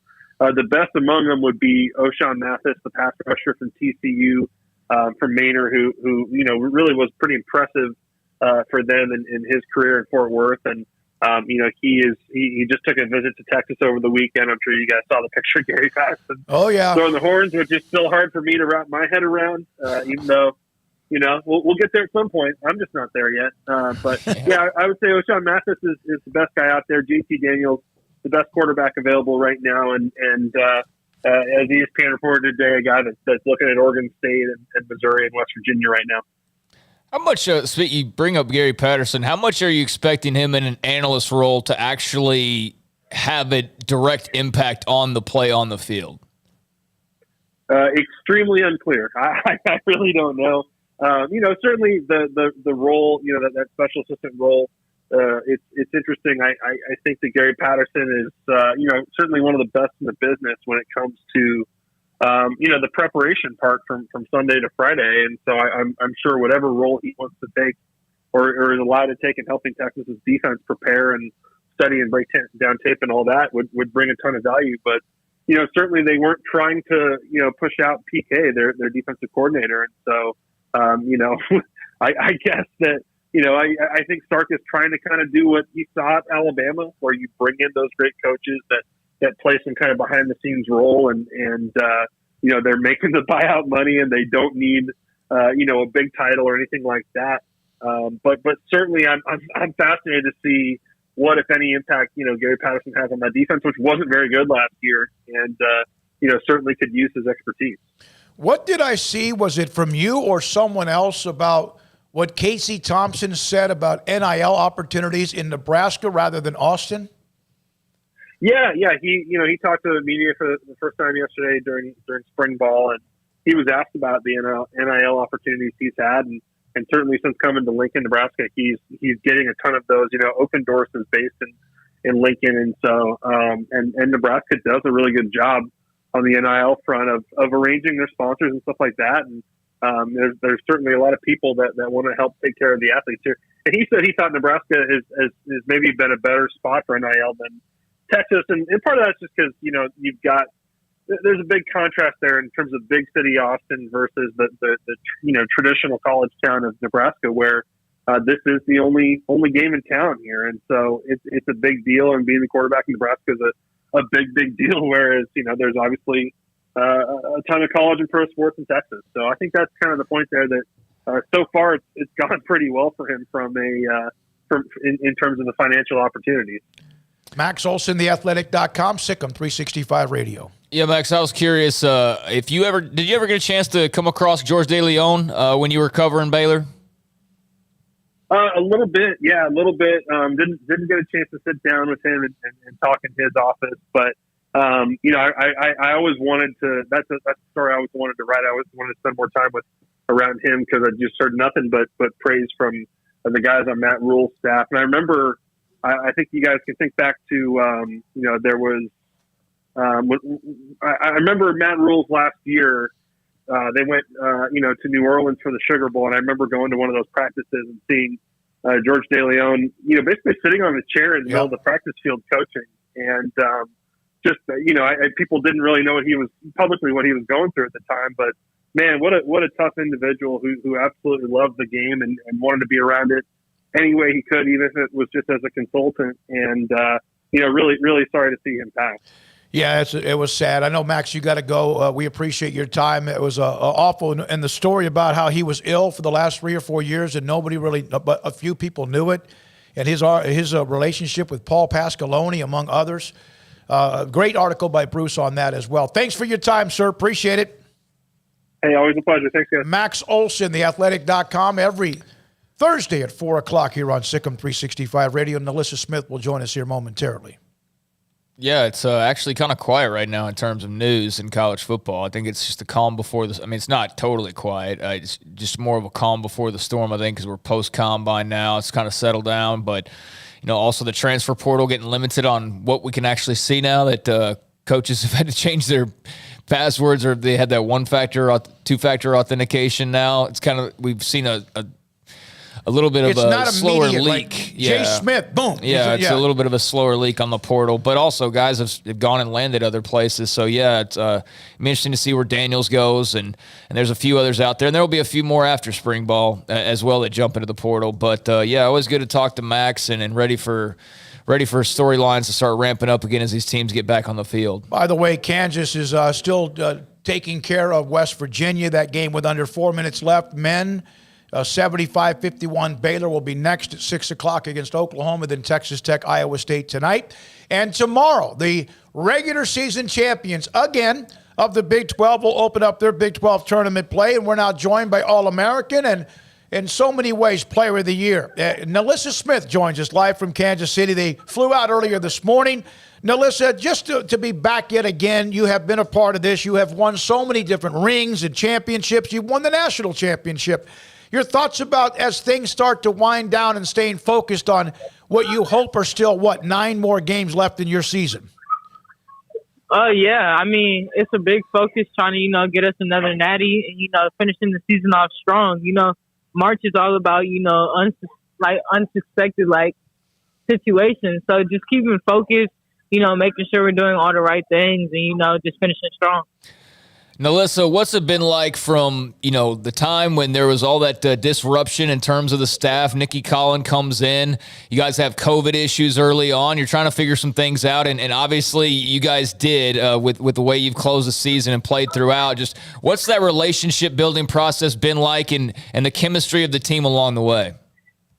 Oh, it's been a great process. I'd say, our bonding has gotten a lot more strong. Our bond has just, it's grown so big, on and off the court. Our coaching staff this year, we have a lot of fun. We do a lot of things together.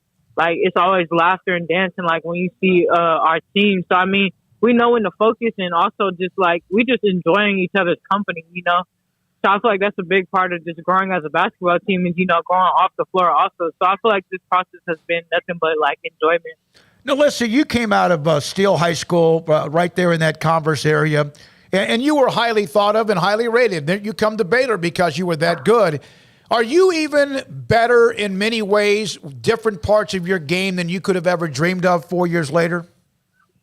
Yeah. I kind of I've practiced this for so long. I've worked on my craft for so long. It's just it's kind of I just feel a lot more free this year. I can show all the things that I can do. I could bring the ball up. I could shoot the three, one dribble pull up. It's just I can expand my game a lot more. And I'm glad that everybody's finally starting to notice that. So I feel like, over the 4 years, it has expanded a lot more. What's it mean to you to be named the Big 12 Women's Basketball Player of the Year? It means everything, just for them to see my continuous growth over the years and just see that, I'm growing in every aspect every year and, just that I'm determined to, like, keep winning the award. So, it means a lot. Now, listen, Craig brought up the transition because of the coaching change. How long before you spoke to, sat down with, or heard from Nikki Collin when you were locked in and you gained trust from her and vice versa?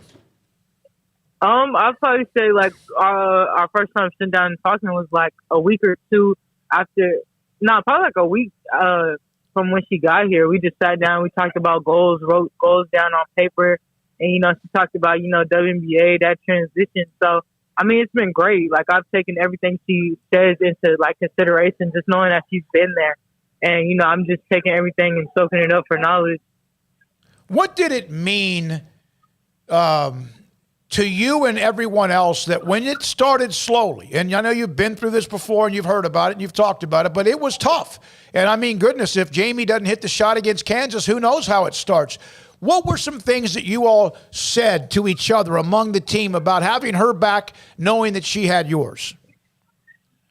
You said Jamie?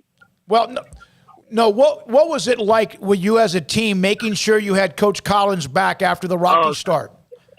It was very important. We had each other's back, so we never really dropped our heads. I remember after we lost to Oklahoma, she asked us, like, do y'all still want to play basketball? Like, are y'all still in it for the win? Like, do y'all want to quit? Everybody said no. So, we all came to that agreement that we weren't going to quit. Like, we weren't going to let one loss or two losses, get to us. So we all just, sat down and talked. We talked as a team. I remember talking to Kate and Queen, just telling them, like, we're not going to quit. Like, we're the seniors here. We need to lead by example. And, this is why we got the result that we did. You came to Baylor to win national championships, and you were a big part of that stretch drive against Notre Dame when Lauren went down to make some big plays immediately when you came in, and a part of that entire year. So you came here to win big and play under the most extreme standards. What is it like to play for the name of that Baylor on your jersey? What does that mean to you? It means everything. We've had many legends come out of Baylor, and, just to be a part of the name, it means everything. I came to Baylor to win national championships, to win Big 12 championships, and being that we're getting that result, it's just like I'm living out that dream. So, it's always been an honor to play and be a part of, Baylor women's basketball. I said I meant East Central is where you came out of high school. Excuse me. I apologize for that. When you look at where you are as a team, it seems like you're playing your best basketball right now.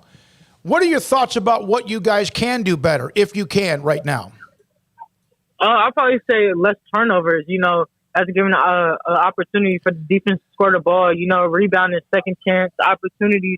I feel like taking care of the ball is one thing that we just got to focus on more. You see the games where we have less turnovers, we're more efficient and scoring a lot more.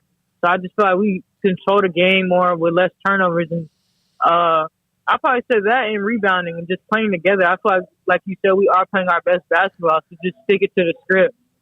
Of all the players you played with from the time you walked on campus, is there one in particular who you probably learned the most from, whether it's just as a college student athlete or as a basketball player, or sharpening the edges of how good you can be and how great you've been? I kind of say some of everybody. I feel like being a part of Baylor, like everybody has sprinkled in little like things to me, whereas like, just like do this better, do that better, leadership. I'll probably say like Lauren Cox and Kalani Brown, Mm-hmm. Coming in as a freshman, you always got to have someone to look up to no matter like where you're at. So I'll probably say just looking at them, they were great role models for when I was here. How much are you fueled by, you won it your freshman year, you guys had the next year shut down, and then last year, of course, that devastating end against UConn on the no call of Dijonais. How much are you fueled by being so close after winning it your freshman year? I'm extremely fueled. I feel like everybody comes here to win a national championship, and I feel like we're kind of at arm's reach with it. Like, we're so close to it. Just if we keep playing our best basketball. Also, I want to win it so much because so many people have, like, doubted us and was like, well, the coaching changes. What are they going to do? So-and-so can't score, this and that. So I just feel like I kind of want it a lot more just because so many people doubted us this year. Yeah, I'm glad you brought that up because that was my next question. How much did you guys hear that? How much of the chatter did you hear? And how much did that fuel you that everyone thought it was just how maybe someone was a coach, not that she wasn't a Hall of Famer or isn't a Hall of Famer or others who left? How much did that fuel you and how much did you hear that? I feel like it fueled us so much, just always, especially when we were down 0-2, 0-3, like so many people were just like, yeah, they're not the same thing as last year, or like so-and-so should have left, or nobody, like, they should have followed Kim. It was so many like small comments that kind of stuck out to me where it was like, oh yeah, I definitely like want to get in the gym and just become better. Especially like as a team, I feel like, social media could tear you down so much. So I'm glad we kind of like took our time away from the phone and just got in the gym and worked on ourselves. And I feel like that's kind of the result we got. You are up for many of the Player of the Year awards and you won them last year. How much would it mean to you? I know you'd rather win, but how much does it mean to you that you've been able to follow that up with what you've done this year? It means everything to me. I mean, just continuing playing great. That's my main focus is just consistency. So just continuing winning those awards means I'm being consistent. So I'm trying to win as many as I can this year on my way out. Are you guys locked and loaded, ready for what you have for tomorrow and through the weekend? How much does it mean to just win yet another banner and yet another ring? Means everything. Like I said, this is why we came here, to compete, to win. So all the newbies that this is their first time here, I just want them to know, that we're used to winning. So I kind of got to keep their mind straight that like we're here to win. Nalissa, thanks for your time. We appreciate it. Tell Krista we thank her for helping us get you on the show today. Good luck in Kansas City. Thank you so much. Nalissa Smith won the McLean Award. Won the Wade Trophy last year, won the NCAA championship her freshman year, All-American. She's done a Big 12 Player of the Year back-to-back years. And maybe, I'm not saying the best women's basketball player I've ever seen, but I'm saying as far as her entire totality of what she can do, because of her athleticism, because of her length, because of her shooting ability, which has gotten better, because of her ability to play defense and rebound, she's as good. She's one of the best I've ever seen. One of the best I've ever seen. Cheryl Miller, among others, obviously among the great names in women's basketball. Brittany Griner obviously has to be a part of that conversation among many. But I would think that I've never seen, there are not too many women's basketball players that can do some of the things that Nalissa Smith can do, especially underneath and in traffic. Her body control is fantastic. And Baylor opens up their tournament tomorrow. The men start tonight against Oklahoma. Kansas, by the way, update on that game with West Virginia, is now a final 87-63. So Kansas has TCU tomorrow, who came back to beat Texas. Well, they're going to be awfully familiar with each other's third meeting in, less than 2 weeks, just about? Oh, that's right, because they had that Tuesday, Thursday, and then they turn around and play again tomorrow. So that's 3 games in maybe 10 or 12 days. That's exactly right. TCU winning that game at home, and then 2 days later, Kansas winning that game in Lawrence, and now they play, which basically is Lawrence South or whatever it would be, in Kansas City tomorrow. Arizona beat Stanford by 4. It wasn't easy. The number 2 ranked team in the country, they advanced. Sikkim 365 Radio and 365 Sports. Richard Carr, Buick GMC Cadillac, got a lot of great deals right now over at Richard Carr, and they want you to get on their inbound vehicle list. And why do they want you to do that? Because that means that you can buy a car more quickly by getting your name on that inbound vehicle list over at Richard Carr. By doing so, you're basically in a waiting line, and as soon as your car or truck arrives, it will be delivered to you promptly. So definitely get your name on that inbound vehicle list if you are looking to get into your ride as soon as possible. And of course, Richard Carr is all about the customer service.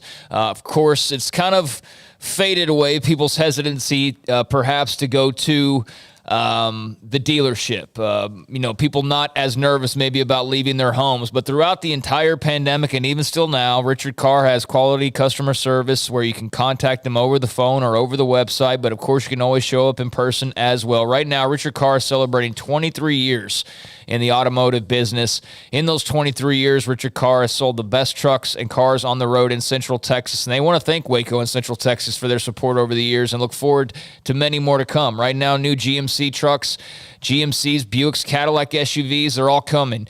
Richard Carr seeing new vehicles arrive each week, so again, get on that inbound vehicle list, and for qualified buyers, you can buy a truck now and get 0% financing for 72 months on most GMC vehicles and Buick SUVs. And as summer vacation season approaches, remember Richard Carr has 11 different SUV models to choose from with dozens of trim options, and they are a one-stop shop to find that perfect SUV for your needs. So call now, come by now, or go online to find the perfect SUV for your family this summer. And if you're not looking to buy new, check out their premium pre-owned cars and trucks as well. It's anniversary month at Richard Carr. Trust the good local people you can count on for 23 years in Central Texas. Proud Wacoans, proud Baylor Bears. Log on to richardcarr.com today. Call now or go see them now off Highway 6 at the Imperial exit. With so many companies and policies out there, it gets so confusing shopping for insurance, and I never know if I'm getting the policy that's right for me. Luckily, I met the team at the Niche Group Insurance Agency. With the Niche Group, you can go to one company and get access to coverage options from many insurance carriers, and you get to speak to a real person about your specific coverage needs. With the Niche Group, I know I'm getting the right coverage at the right price. If you need insurance, talk to the experts at the Niche Group at 1-800-258-8302. Do you or your kids get nervous about going to the dentist? Stonewood Dental, Dr. Steve Childress, he can help. I've spent a career taking care of patients who as children had bad experiences, and now they're adults that hate going to the dentist. If I get a kid at 3 years old and they come every 6 months and it's a happy experience, it's normal for them. Now they have an accident at 6 or 7 or 8 at school. Now they have a broken tooth or a trauma, and they have to come here. They're used to lights, they're used to water in their mouth, they're used to experience, they already trust us. It's amazing what we can do with that kid without it being a negative thing. But if I see a 6 or 7 or 8 year old that's never been to the dentist, and now they have a trauma or an unfortunate unexpected toothache, it's harder to do that for that kid and it not be somewhat of a negative experience. So bottom line is I try to teach kids and adults and teenagers and everybody the way I'd want my family treated, which is where it's a necessary part of life. You just take care of it. It doesn't have to be that big a deal.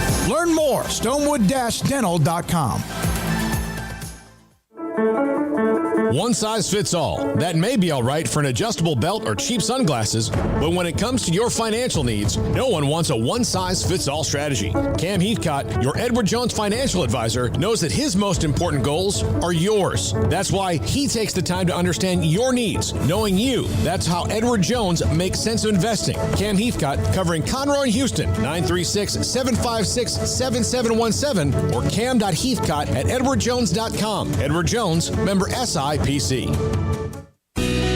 Let Camille Johnson Realtors guide you seamlessly through the process of buying your dream home or selling your current one. Commercial, farm and ranch, or residential, Camille Johnson Realtors can smoothly and successfully lead you through any transaction. With a team of 28 experienced agents who are excited about serving you, Camille Johnson Realtors services the entire greater Waco area. If you're in the market to buy or sell, contact Camille Johnson Realtors, 104 Midway Center in Woodway, or find them online at www.camillejohnson.com. Camille Johnson Realtors, elegant, charming, warm. Welcome home.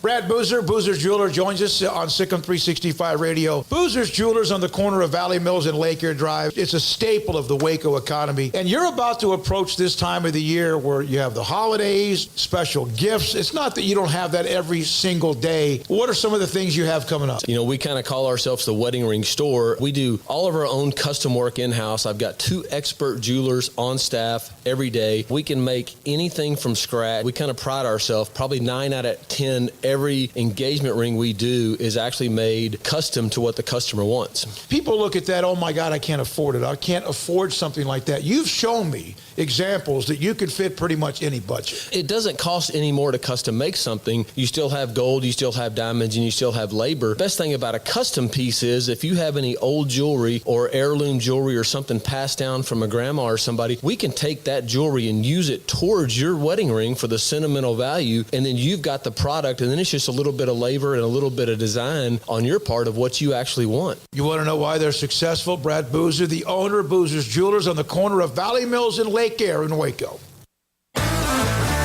Welcome back to Sikkim 365 Radio.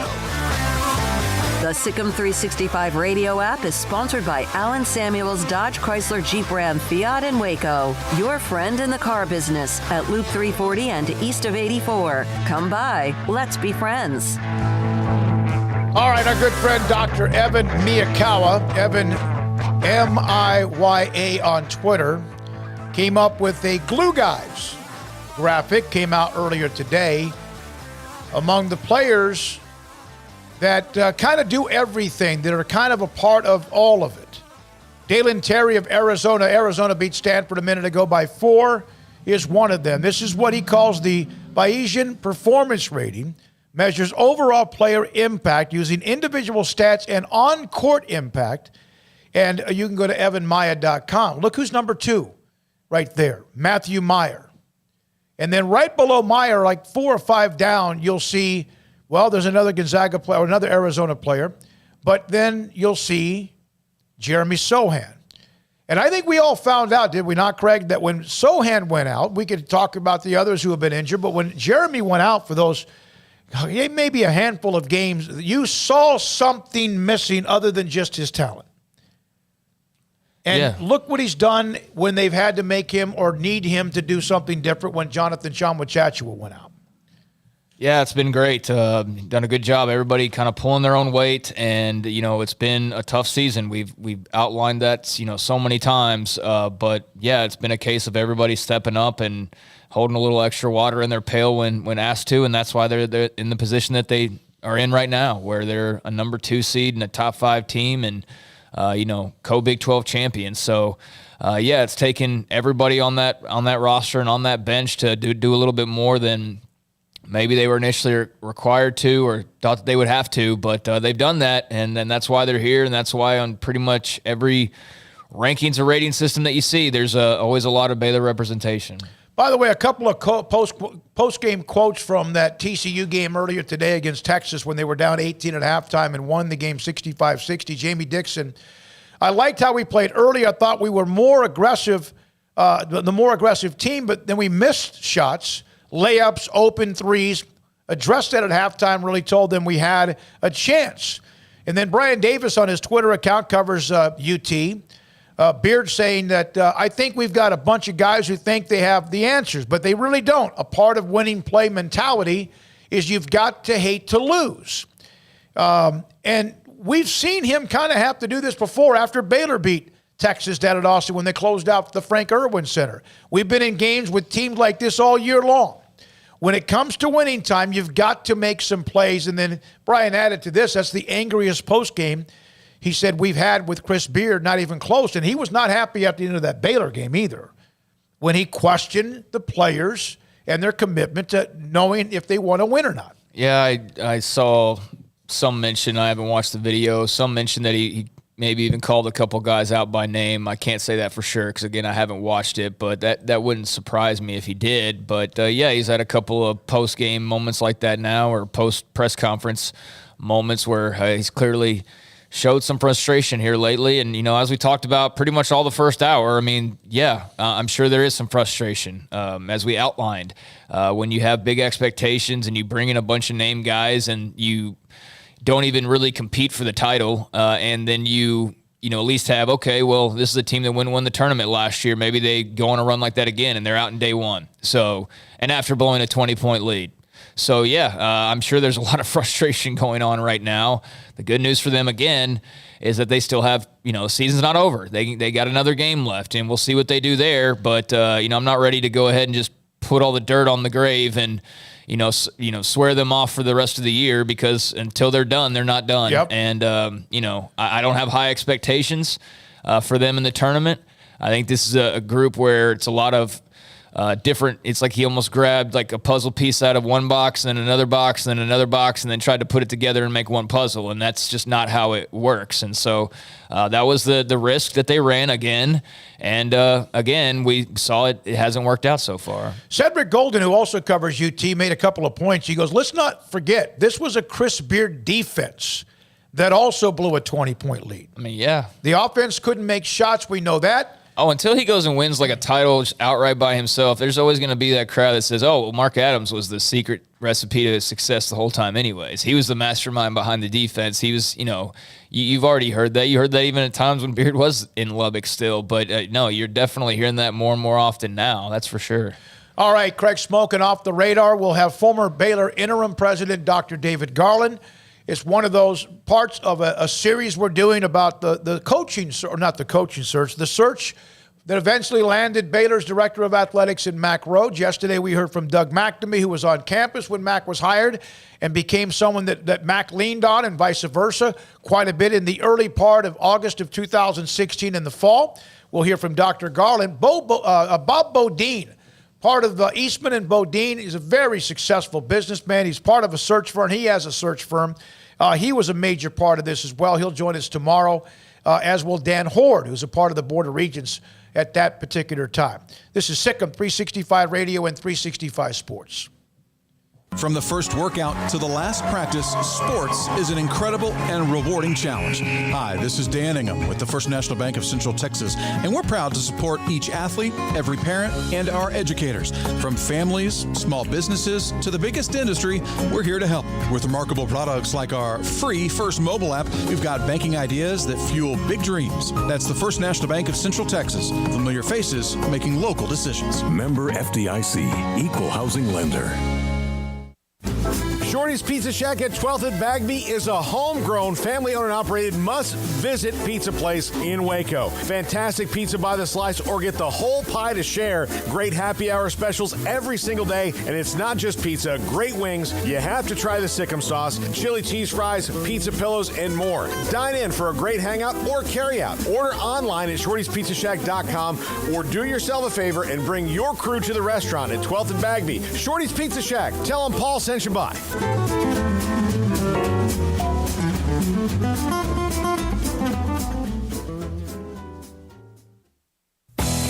Three Nations Brewing Company has 16 different beers on draft with a new beer every Friday. It also offers 2 air-conditioned tap rooms, a large indoor beer hall, a second-floor mezzanine offering a great overview of the brewing company and equipment and patio where you can relax under the shade. Plus, you can now experience the new Three Nations Beer Garden Grill on our shaded patio with socially distanced seating for your enjoyment. Grab a cold beer and enjoy a bite from our freshly prepared and delicious menu. Street tacos, quesadillas, freshly cooked burgers and dogs and veggie burgers too. State Fair tornado fries, nachos, and so much more, all prepared and cooked on site. So come visit the award-winning Three Nations Brewing Company on East Vandergrift off I-35 in Carrollton. Cars priced right both day and night. At Richard Carr in Texas. Trucks built for you, red, white, and blue. At Richard Carr in Texas. Cars that zoom with lots of room. At Richard Carr in Texas. Count on us, a dealer to trust. At Richard Carr in Waco, Texas. It's plain and simple. Waco Custom Marketplace is the one-stop shop for what you need for tailgating, from charcoal, cold beer, and wine. And, of course, customize your order with brisket, tri-tip, sausage, wings, smoked pork tenderloin, country-style or pork spare ribs, marinated beef and chicken fajita meat, ground beef and chili, meat, hot dogs, and burgers, buns, seasoning, sauces, chips. There's fresh baked bread and kolaches every day, breakfast sausage links. And you can also customize your favorite cut of steaks from select, choice, or prime, bacon wrapped fillets, ribeyes, New York strips, sirloin, T-bone, and porterhouse. Full service butcher shop includes pork, poultry, beef, chicken, and seafood, serving Waco restaurants and families since 1940. Your one-stop shop for beef, pork, poultry, and seafood needs. Waco Custom Marketplace, 425 Lake Air Drive, or WacoCustomMarketplace.com.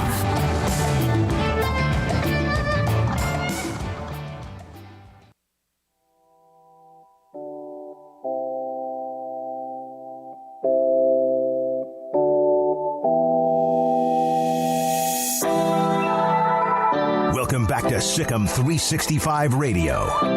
It's time for Craig Smoak's Off the Radar. Brought to you by Pickup Outfitters. Since 1997, we've been outfitting trucks, SUVs, and vans at 220 Lake Air Drive or createacommotion.com. All right, welcome into Off the Radar here on Sikkim 365 Radio, taking a look at some stories outside of our normal scope. And we'll start off with Major League Baseball as the lockout appears to finally be over.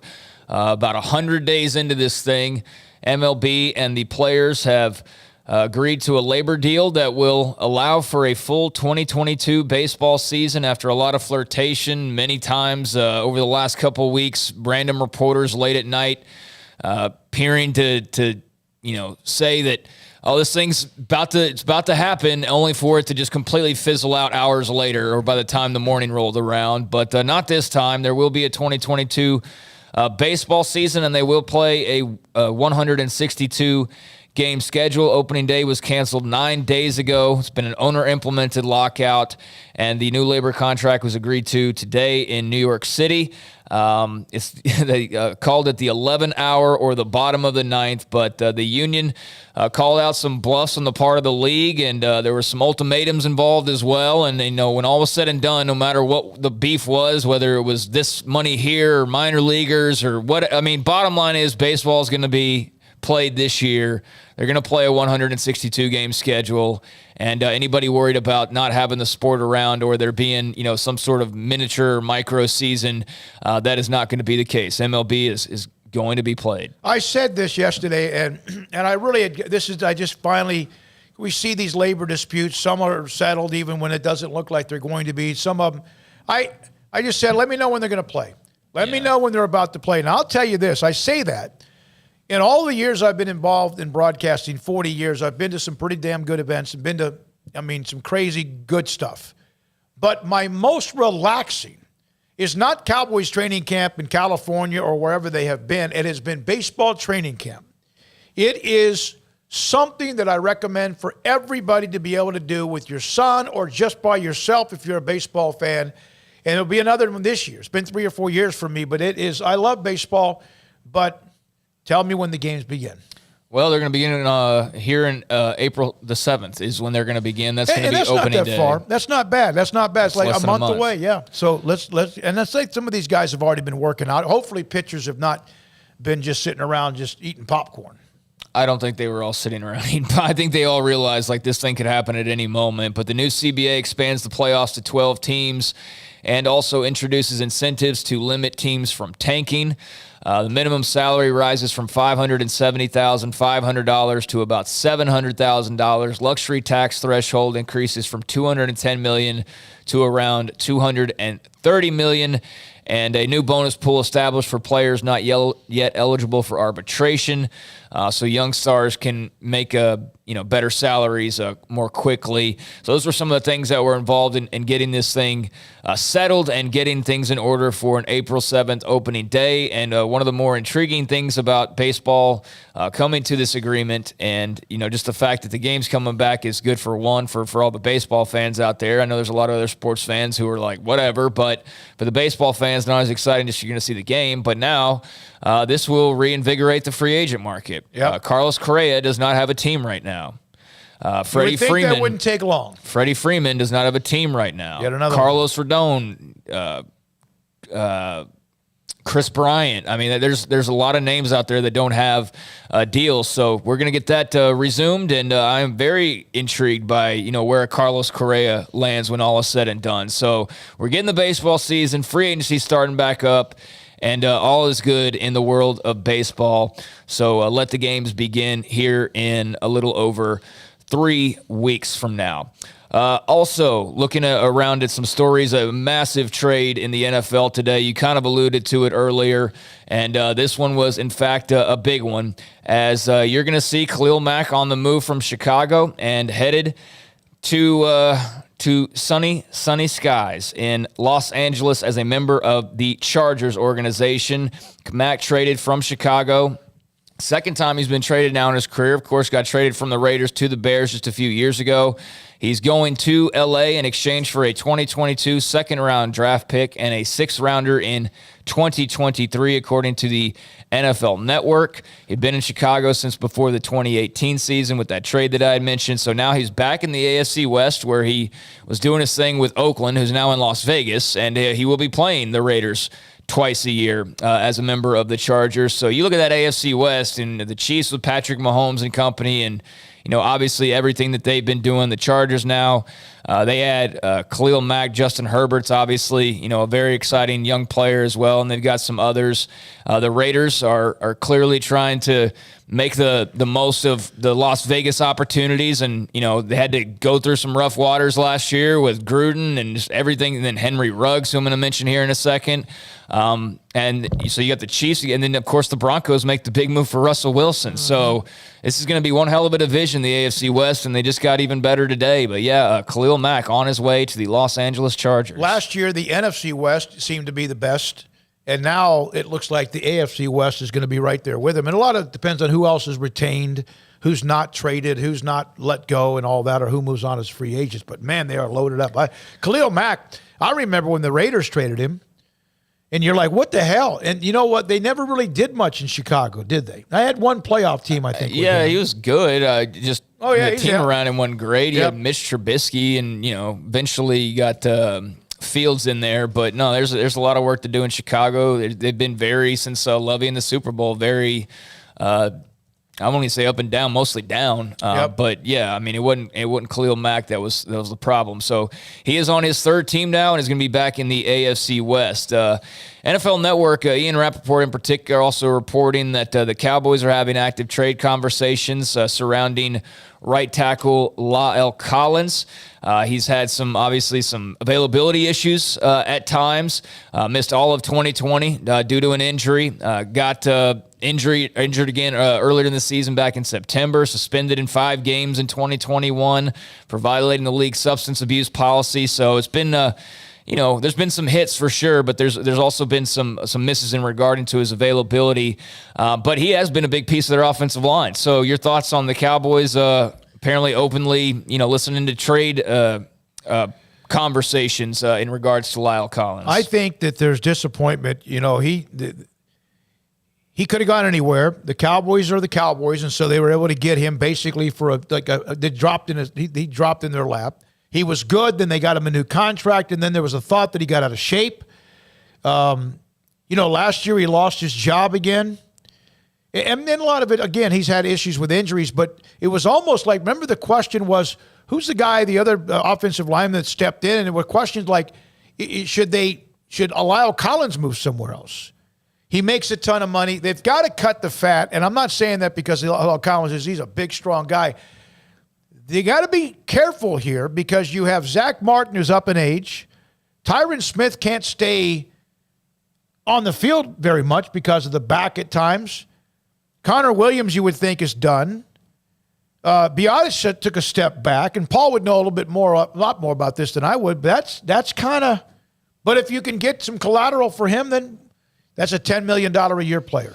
Yeah, he's going to make a whole heck of a lot of money. It's a salary cap thing. He's looking at $15+ million entering next season. They're over the cap by $1 million. They'll find their way under that, and an easy way to do that right away is to trade La'el Collins in that contract. But, you got Terrence Steele that you feel pretty good about. So, yeah, the Cowboys, interesting thing about Cowboys' offensive line is how set up it was about 5 years ago and how it's completely disintegrated It was a monster 5 years ago. Yeah, and, of course, then they had Travis Frederick ended up with that Barnes, what is a syndrome that knocked him out? Guillain-Barré. And so, you feel like at times have they missed an opportunity with an incredible offensive line, and they were unbelievable to what they now are. And then all these receivers and the toys and the running backs and Dak, you just never know when it can go right out the window.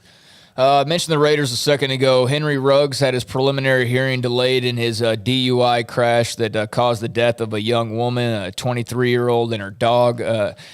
He crashed into their car. Well, a lot of us have seen the video of the aftermath, and of course, many people have seen the story. So, of course, he was alleged to have been driving more than 156 miles per hour on a residential street. That's nuts. Which, I nuts don't on care a how many highway. beers you've had. I don't care. There's absolutely no there's no legitimate excuse for driving 156. There's none. So, Ruggs was arrested at the time, obviously, said his blood alcohol level is at 0.161, which is, not only was he driving like triple the speed limit, if not quadruple, but he was also double the BAC limit.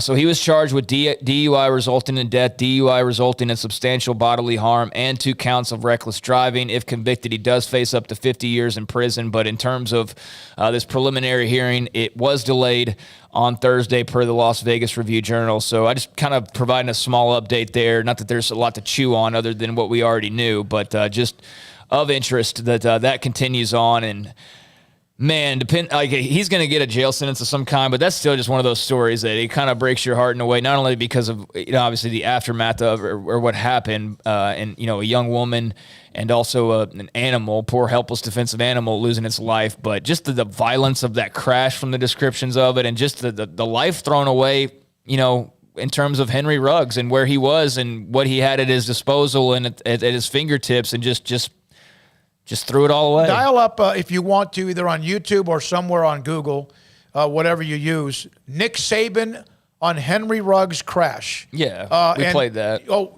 and if you haven't seen it, and it's not him, he is not trying to say that Henry Ruggs is not at fault. He was trying to talk about responsibilities to someone or the person in the room or whatever. It's a pretty good deal. And I always like listening to what Saban has to say. He seems like he can say it in a way that it hits me. I don't know. But, that's a pretty powerful thing, what he said at a coaching seminar. Mental health has been a big topic, especially the last couple of years. And on that note, definitely a mental health story coming out of Ohio State football. Offensive lineman Harry Miller announced his medical retirement from football today. He posted a pretty lengthy message to Twitter, and in that message he said that he had suicidal thoughts and that he actually went to head coach Ryan Day telling him that he needed help. He said, prior to the season last year, I told Coach Day of my intention to kill myself. He immediately had me in touch with Dr. Candace Williams and Dr. Norman, Joshua Norman, and I received the support I needed. He was with the Buckeyes the past few seasons and started 7 games at guard or left guard for them back 2 seasons ago when they had the big Sugar Bowl Big Ten championship run. Only played in 2 games this past year. He's a former 5-star recruit out of Georgia. He said, a person like me who supposedly has the entire world in front of them can be fully prepared to give up the world entire. This is not an issue reserved for the far and away. It is in our homes. It is in our conversations. It is in the people we love. He praised on Day and the Ohio State program for the amount of support. He got a lot of support online when he posted his message as well. Former Ohio State wide receiver Michael Thomas and many others were among those to reach out with a message to him.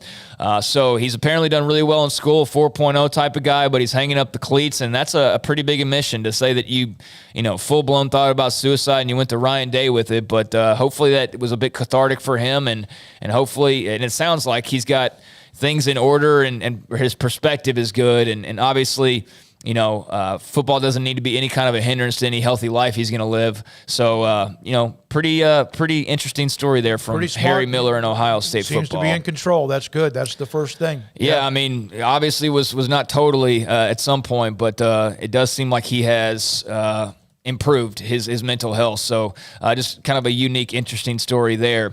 And finally, I'll close it out with this. There's a big-time running back here in Central Texas in the 2023 class named Trey Wisner. He's from Waco Connolly High School, who we did games for a couple years back. He's a 4-star rated player, I think pretty much across the board. Just very dynamic, almost wiry running back / slot receiver type of a player.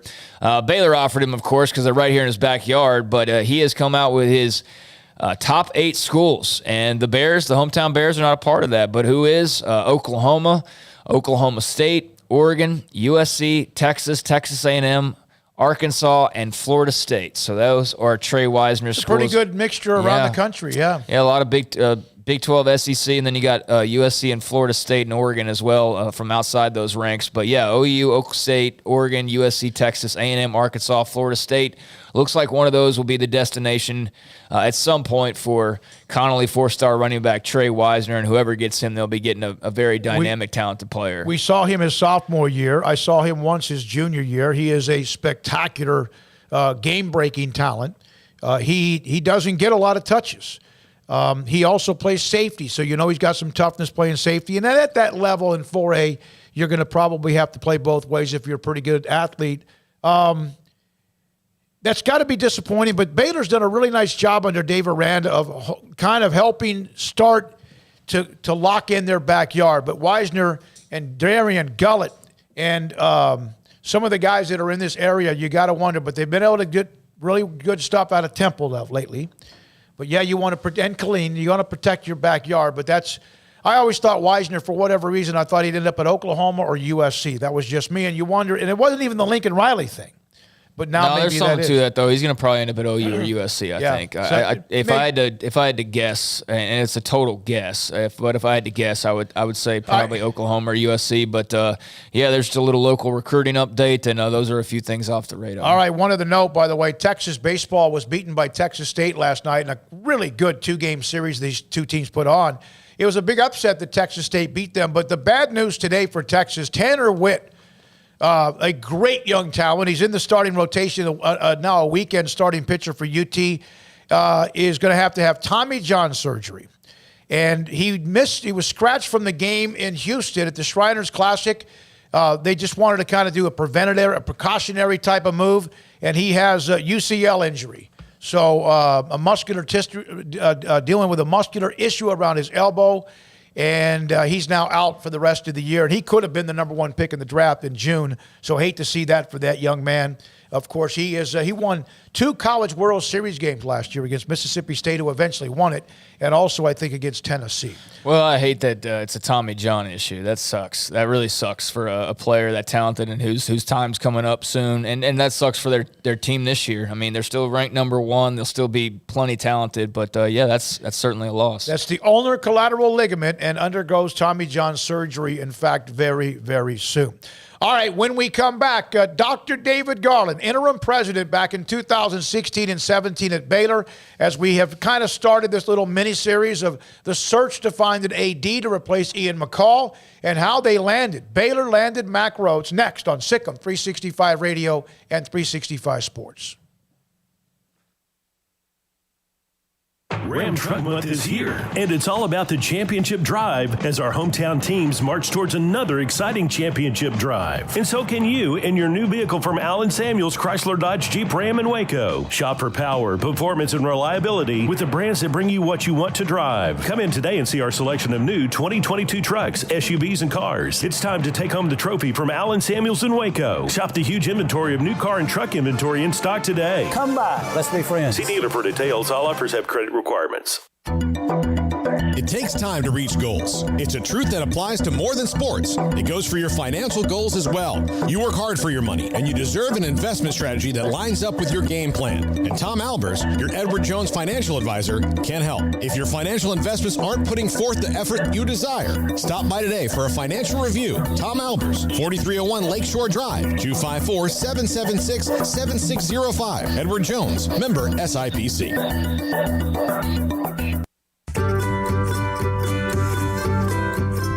You want to know why Stonewood Dental is so successful? Listen to what happy customers have to say. It's pleasant. It's different than any other dentist office. I really feel like they care. And it's not that you're here for 2 hours waiting on someone to take care of you. It's quick and easy, and I bring my kids, and my kids love being here too. They really love the treasure box. Staff is really nice and accommodating, real friendly. You feel more like home. It's not sterile looking. Everybody has their own personalized rooms with decorations and decor, and they'll even have a blanket for you when it's cold. I've recommended people to actually come here, and they are patients now. I really love it here. It feels like family. Learn more, stonewood-dental.com.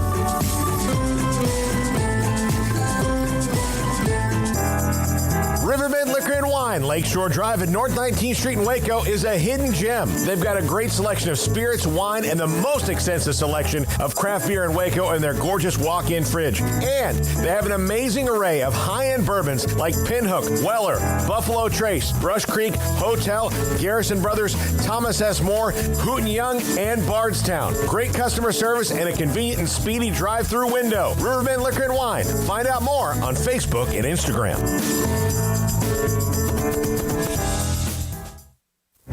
Stepping into a new pair of boots is great, but stepping into the boots of a U.S. Army officer can also add confidence and leadership skills to your son or daughter's career path. There are more than 150 occupational specialties to help them find the best fit for their future. See all the things your son or daughter can achieve in our boots at GoArmy.com. U.S. Army Waco Recruiting Company, 254-598-8131 or 254-776-1543.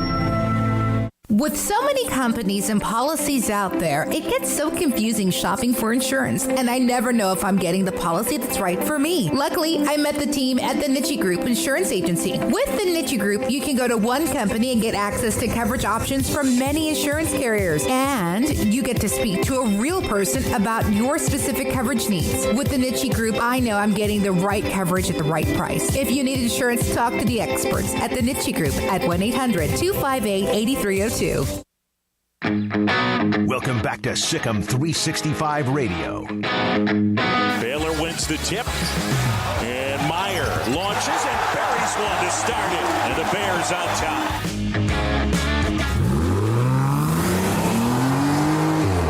top. This segment on Baylor Athletics on Sikkim 365 Radio is brought to you by Richard Carr Buick GMC Cadillac. Learn more at richardcarr.com. Now, here's David Smoak and Craig Smoak.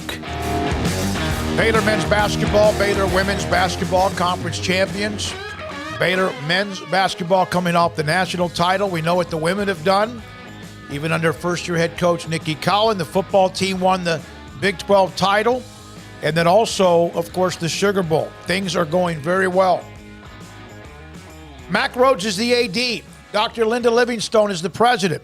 And we're now joined by the interim president back in 2016 and 17, Dr. David Garland, who joins us on Sikkim 365 Radio, 365 Sports with Craig and David Smoak. Dr. Garland, thank you so much. Appreciate your time. Tell everybody what you're doing these days.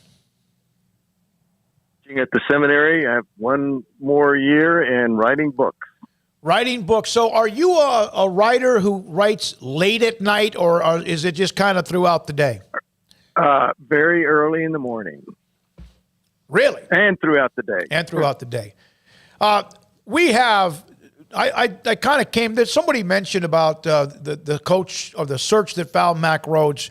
And I was going to do this anyway, but they brought up Dr. Garland, they brought you up. And then, of course, we had Doug McNamee, who was not a part of the search, but was in the athletic department, fundraising, then athletic department when Mack arrived tomorrow. Bob Bodine and Dan Horde will join us tomorrow. So kind of would want to go through that time. You obviously needed somebody, you needed stability, you needed somebody to come in and help kind of turn the tide a little bit. When was the first time you'd heard the name Mack Rhoades, and what did you know at the time? The day that I flew, I was on vacation and I had to fly back and met with Bob Bodine, the search committee, who we hired to do the search. Incredibly impressed by Bob Bodine. He has done wonders for Baylor. I think he also brought Scott Drew here. I'm not sure about that. But that was the first time I heard about it because, I think Bob wanted to keep everything under wraps. And so he had a small committee, Dan Hurd, Cheryl Gotchis, and I, and Reagan Ramsauer. And we met with him and then Mack that morning. And what were your first impressions about meeting Mack? Oh, we were blown away. We were not looking at a whole series of people. That's one of the values of having a search firm. I think Bob fully understood our ethos at Baylor. He's well connected in sports and as well as other areas. And so our impression was just immediately, this is the guy for Baylor. You needed to hit a home run, didn't you? At the maybe even a grand slam, Dr. Garland. Yeah, we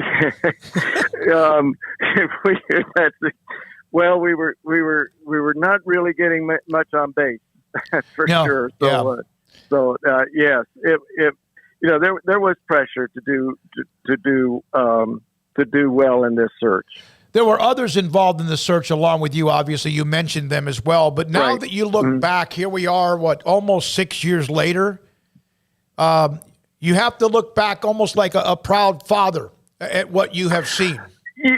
When I run into Mac, he thanks me for bringing him to Baylor. I'm not the one that's ultimately responsible for that, although the president is responsible for the athletics. But, I mean, this was such an easy choice. I mean, he had a strong Christian commitment, which fits in with Baylor's Christian commitment. He was willing to leave an SEC school to come to Baylor when things did not look bright at all. He had a great resume of success where he'd been before. What really impressed me was his commitment to student athletes. He talked about preparing them to be champions for life. I mean, I love that we're champions in football, basketball, and men and women's basketball in the Big 12. But really, what is important as a university that we also have our students become champions for life. And the other thing I was really concerned about was that we would have an athletic director who could actually direct, meaning that he could and would direct the coaches and other parts of the program. And to me, it became immediately clear that this was the man. Dr. Garland, how different was this interview of an AD versus like a normal situation? Because obviously it wasn't a normal situation, but in terms of the types of questions and what you were looking for, I guess when you hire an AD, you are looking for more than just wins and losses, of course, but that's a big part of it. But this was more of a unique case where there was a lot of healing that needed to be done, a lot of work that needed to be done outside of just the wins and losses, but that was also needed. So how unique did that make this particular hiring of an AD process? Well, we dealt with the problems at Baylor very honestly, and he was not thrown off by those. I mean, he was ready for a challenge. It's wonderful to look back at what happened. What has happened since he was hired, and say, well, that was a great hire. But you never know, and I did put a lot of. We had a lot of details, and I did trust that we hired a really good search firm in Bob Bodine. Yeah, and he's going to be on with us tomorrow. Looking forward to some of the stories behind the scenes of what he can tell us, and he's a great storyteller as well. How much did what Mack Rhoades was going through at the time at Missouri, perhaps in your opinion, help what he needed to start doing at Baylor? We were encouraged. Our biggest fear was, here's somebody who's great, and is he really going to want to come to Baylor? And so I was encouraged that perhaps he did want to leave Missouri because of the problems that they were experiencing as well. And so that was encouraging for us, that this was a real possibility.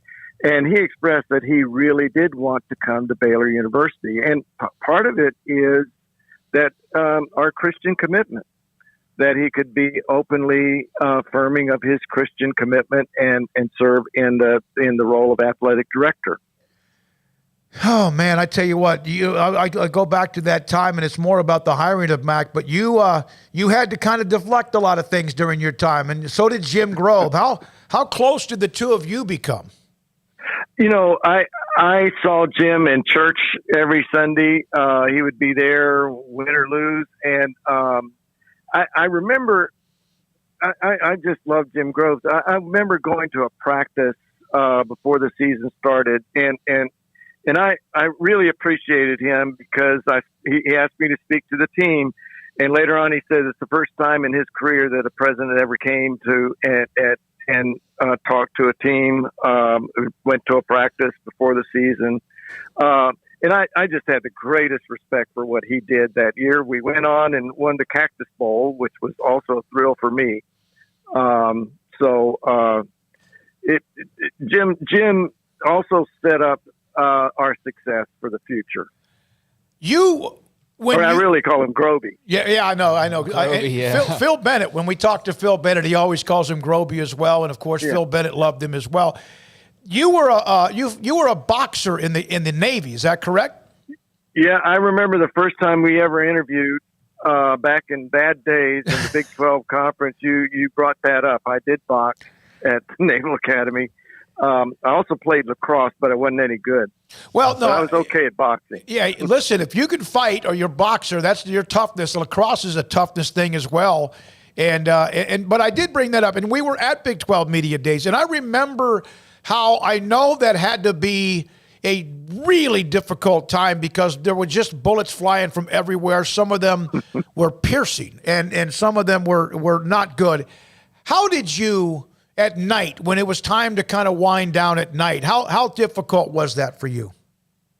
Well, I just also lost my wife about 9 months before, so it was not a good time. What did happen was that I did happen to meet my wife during that year, my future wife. And so that, it was not all bad. How much of that? Yeah, go ahead. One other thing, I can't say enough about the people who work at Baylor University. I mean, it was an incredible team. And I just am extraordinarily indebted to them for laying the groundwork for our current success. You as a fighter, a boxer, and then also as a lacrosse player, how much of that did you rely on during the tough times? There are a couple of people that like to punch, but I didn't do it. Oh, my goodness. Hey, one thing I'd like for you to talk, the discussion about how Bob Bodine, you mentioned Dan Horde, obviously Cheryl Gotches, who's somebody that was a major part of this. You mentioned Reagan and others. Were there a lot of discussions, or when you first met Mack and you said you kind of were blown away, was there a lot of discussions, or did you guys kind of know from the beginning? We were blown away. And so our biggest concern was maybe we don't want to lose him. And so we went to lunch and talked together, prayed together. And then we came back and met with him further and decided we're going to make the offer now. Oh, was that quick then? That quick. And what did he say? I can't remember if he said yes right then. I think we were very encouraged, but I can't remember whether he said right then. But I know what we were saying. We were saying yes. That's awfully quick, and that obviously was very important. By the way, Kevin Gall was a part of that search as well. Exactly. With Bob Bodine, who's now working at Baylor and is very much a part of it. I bet, knowing Mack, he said, I need to talk to Amy and my kids and his girls. I think that's exactly right. He was very concerned about his girls and also Amy. But I think I got the impression that this was going to be a successful marriage. How important was it that not only you found the right person, it appears without question, but also that it happened as quickly and it did not drag on? Was that a fear? To me, yeah, I did not. One of the advantages of hiring Bob Bodine is that we hired him to single out the persons who would be the best available for us in our context, and he did it. We didn't have to go through 100 resumes or anything like that because, frankly, he brought the expertise, and I really appreciated his understanding of our context.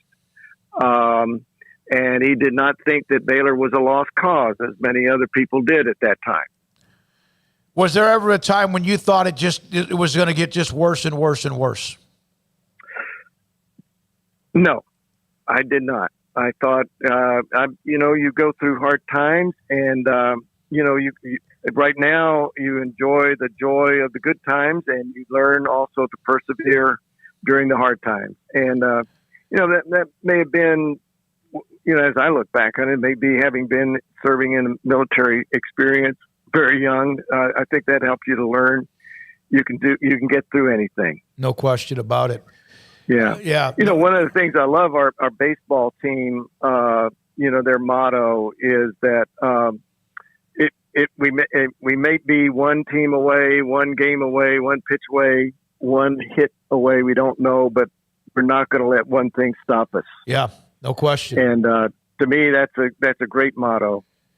You were in that position. A lot of people would have said no. Some people might have said no.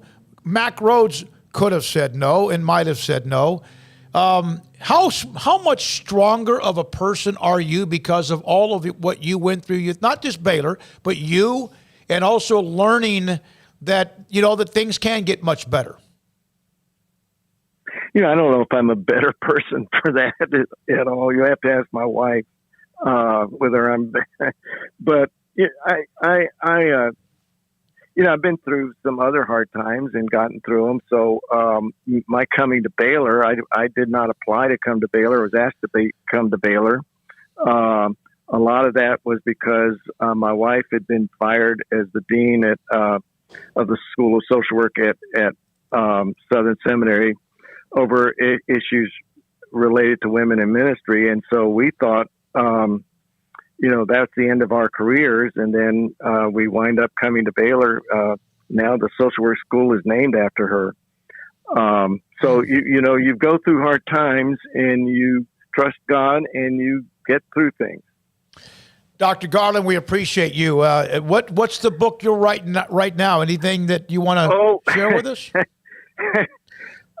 This is about my 24th book. It's a theology of 2 Corinthians. And I'm revising a commentary in 1 Corinthians, which is about 900 pages. So I'm not sure unless you need a doorstop or something like that, I'm not sure too many people would be interested. Oh, I'm sure there will be. Dr. Garland, thanks for your time. We appreciate that. Well, thank you, Smokey. I appreciate you. Yes, sir. That's Dr. David Garland. He was the interim president during a very difficult time, as you can imagine. This was post-Pepper Hamilton.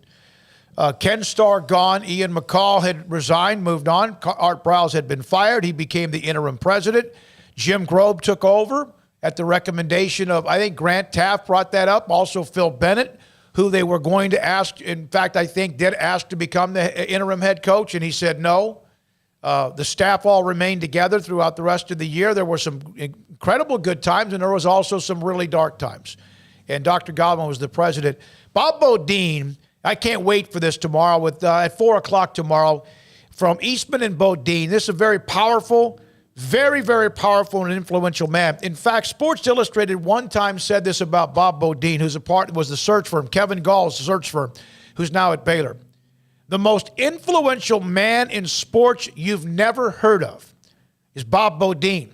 And the list of schools when it comes to coaches and administrators that firm has helped get hired is pretty amazing. And they're really good about stealth-like searches. And the story of how they were able to recruit Matt Rhule. And a couple of things that they said to him right before he left the meeting with them, and he was about to go meet with somebody at Oregon, that was incredible. And then, of course, what he said about this search that happened so quickly with Mack Rhoades, who's now at Baylor since August of 2016. When we come back, Paul's not going to make it today. He won't be a part of it. His dog Woodrow's doing okay. We got to make sure that everything's okay after some medication. We'll come back. We'll open the lines back up to you. We'll update some of the scores today in college basketball. Sikkim 365 Radio and 365 Sports. The call open at 254-339-1122. Baylor University is where lights shine bright. So, let there be light. Let there be roommates and teammates, scholarship and championships. Let there be fresh starts and new traditions, fast friendships and lasting impacts. Let there be laughter. Let there be joy. Let there be light. Baylor University, where lights shine bright. Brad Boozer, Boozer's Jeweler, joins us on Sikkim 365 Radio. I've seen people walk in there. First of all, you have so much to show. Necklaces, bracelets, rings. You have the watches. You have numerous great watches as well. You really have pretty much everything, don't you, when it comes to jewelry? That's correct. Kind of a one-stop shop and all. And the fact that we have the 2 jewelers on staff, the repairs we can do, the fixing of your jewelry, and the remaking of any jewelry has really set us apart from anybody else. You want to know why they're successful? Brad Boozer, the owner of Boozer's Jewelers on the corner of Valley Mills and Lake Air in Waco. Texas Farm Bureau Insurance has protected fellow Texans with auto, home, health, and life insurance since 1952. With more than 260,000 square miles of land and 27 million people, that's a lot to cover. Whether you're wrangling cattle or wrangling kids, we're proud to protect Texans in all Texan ways of life. Stop by and see our agents at one of our 3 McLennan County locations. Coverage and discounts are subject to qualifications and policy terms and may vary by situation.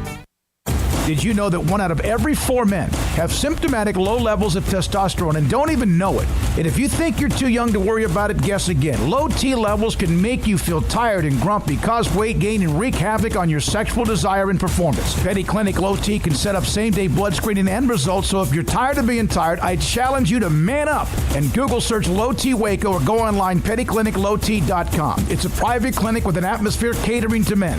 Affordable, only $150 a month, includes lab work, office consultation, testosterone injections, follow-up visits compared to $395 a month in Dallas or Austin, and you don't have to fight the traffic.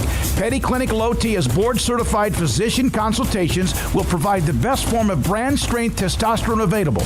Contact Petty Clinic Low T today, just off Highway 84 and Old Hewitt Drive in Woodway. Petty Clinic Low T, helping men become the high-performance men they deserve to be. PettyClinicLowT.com or Google search Low T Waco. How did Edward Jones become one of the biggest financial service companies in the world? By not acting that way. Financial strategies, one-on-one advice, it's a big difference. And that's why Brad Wilson, your Edward Jones financial advisor, makes sense of investing. Experience the difference for yourself. Brad Wilson, 250 Sharon Drive in Woodway, 254-776-4337. Edward Jones, member SIPC. There are 26 letters in the alphabet, over 600,000 words in the dictionary, and just 3 of them said together can change everything. Let's order pizza. Those 3 words lead to dough made from scratch and 3 fresh signature cheeses that blanket golden crust in a heavenly melt on Marco's Pizza that'll blow your mind. So visit marcos.com to order and stop by Marco's Pizza in Belmead, China Spring, Woodway, and soon to open in Robinson. Marco's. Pizza lovers get it.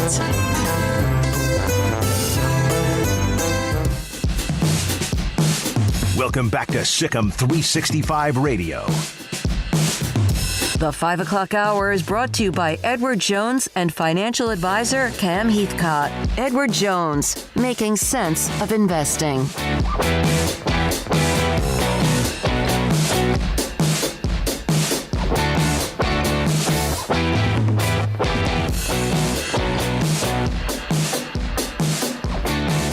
Our great friend Bob Mock. Marco's Pizza just delivered a pizza. And Armstrong, do we have that image? He's in the studio with us off near the front door. We had ordered Marco's earlier today, and then they have this now on the boxes. The Sikkim 365 graphic. That's our really name, cool. the show, all the various ways that you can also find us, listen to us, a picture of us in the studio, and of course, Marco's Pizza. Pizza lovers get it.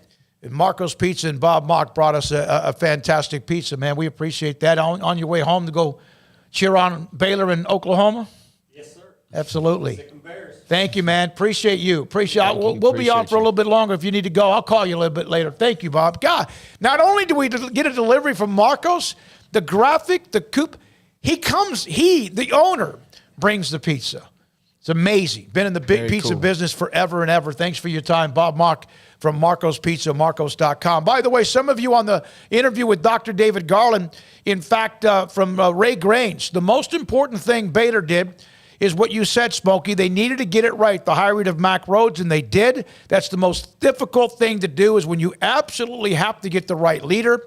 And I'm thinking that if you don't get that one right, that could set you back. I'm not saying catastrophic. It was already a tough time. But if you don't get that one right, you could be on your third AD in the last 5 or 6 years. Also, Joe, got a text from Rick about Mark Adams should have been Coach of the Year. He was in the AP, Scott Drew in the coaches, and that's still something that is lingering. From Joe, I made this comment. Scott Drew could have won it. Mark Adams could have won it.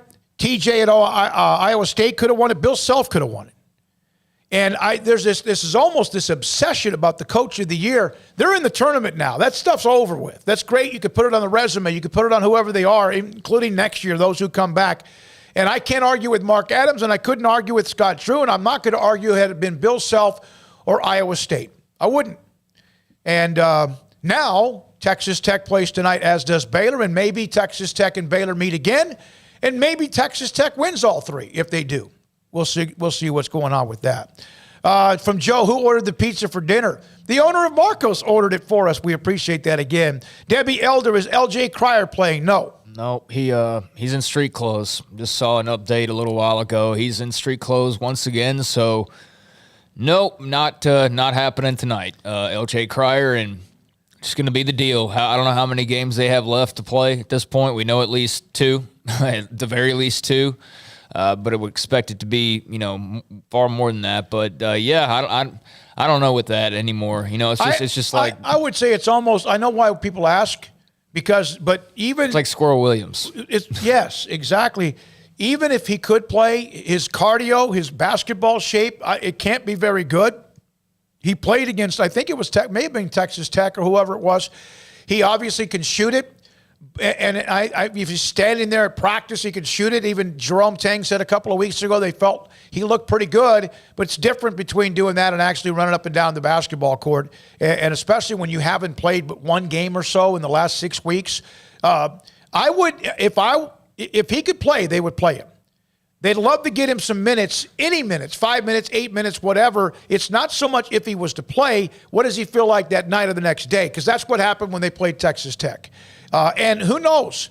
They have at least tonight. They might have 2 or 3 games this week, and they could have 1 or 6 games, somewhere between 1 and 6 games when the tournament begins a week from Thursday. So we're not sure. We can't help you on that with the LJ Cryer news. Let's see. I think that's pretty much it. Debbie, will Baylor win? They've beaten Oklahoma twice. Oklahoma's won 3 in a row. I expect them to win. If both teams play well, Baylor wins. If Baylor throws up a clunker, then obviously Oklahoma can win that. And the teams like Oklahoma are another reason why, other than money, you play conference tournament games. The only way they make the NCAA tournament is if they make a run and win the Big 12 tournament. That's it. TCU's in, no matter what they do, even if they had not beaten Texas today. Kansas is in. Baylor is in. Texas Tech is in. Texas is in despite the loss today. And Iowa State is in. So really the only ones that this tournament can benefit, although it can help a seeding, Kansas, Baylor, Texas Tech, whoever, it's Oklahoma, it's TCU, it's Oklahoma, and it's, Kansas State's out, West Virginia's out. And Oklahoma State couldn't play in the tournament. Oklahoma's the only team left in the tournament that can get to the tournament by winning the Big 12. That's their only path to get to the tournament. From Joe, I would not be surprised if Kevin McKellar does not play tonight for Texas Tech, just like Cryer, some very important players to be held out for the Dandy. I saw Carlos Silva, who we've had on who covers Texas Tech.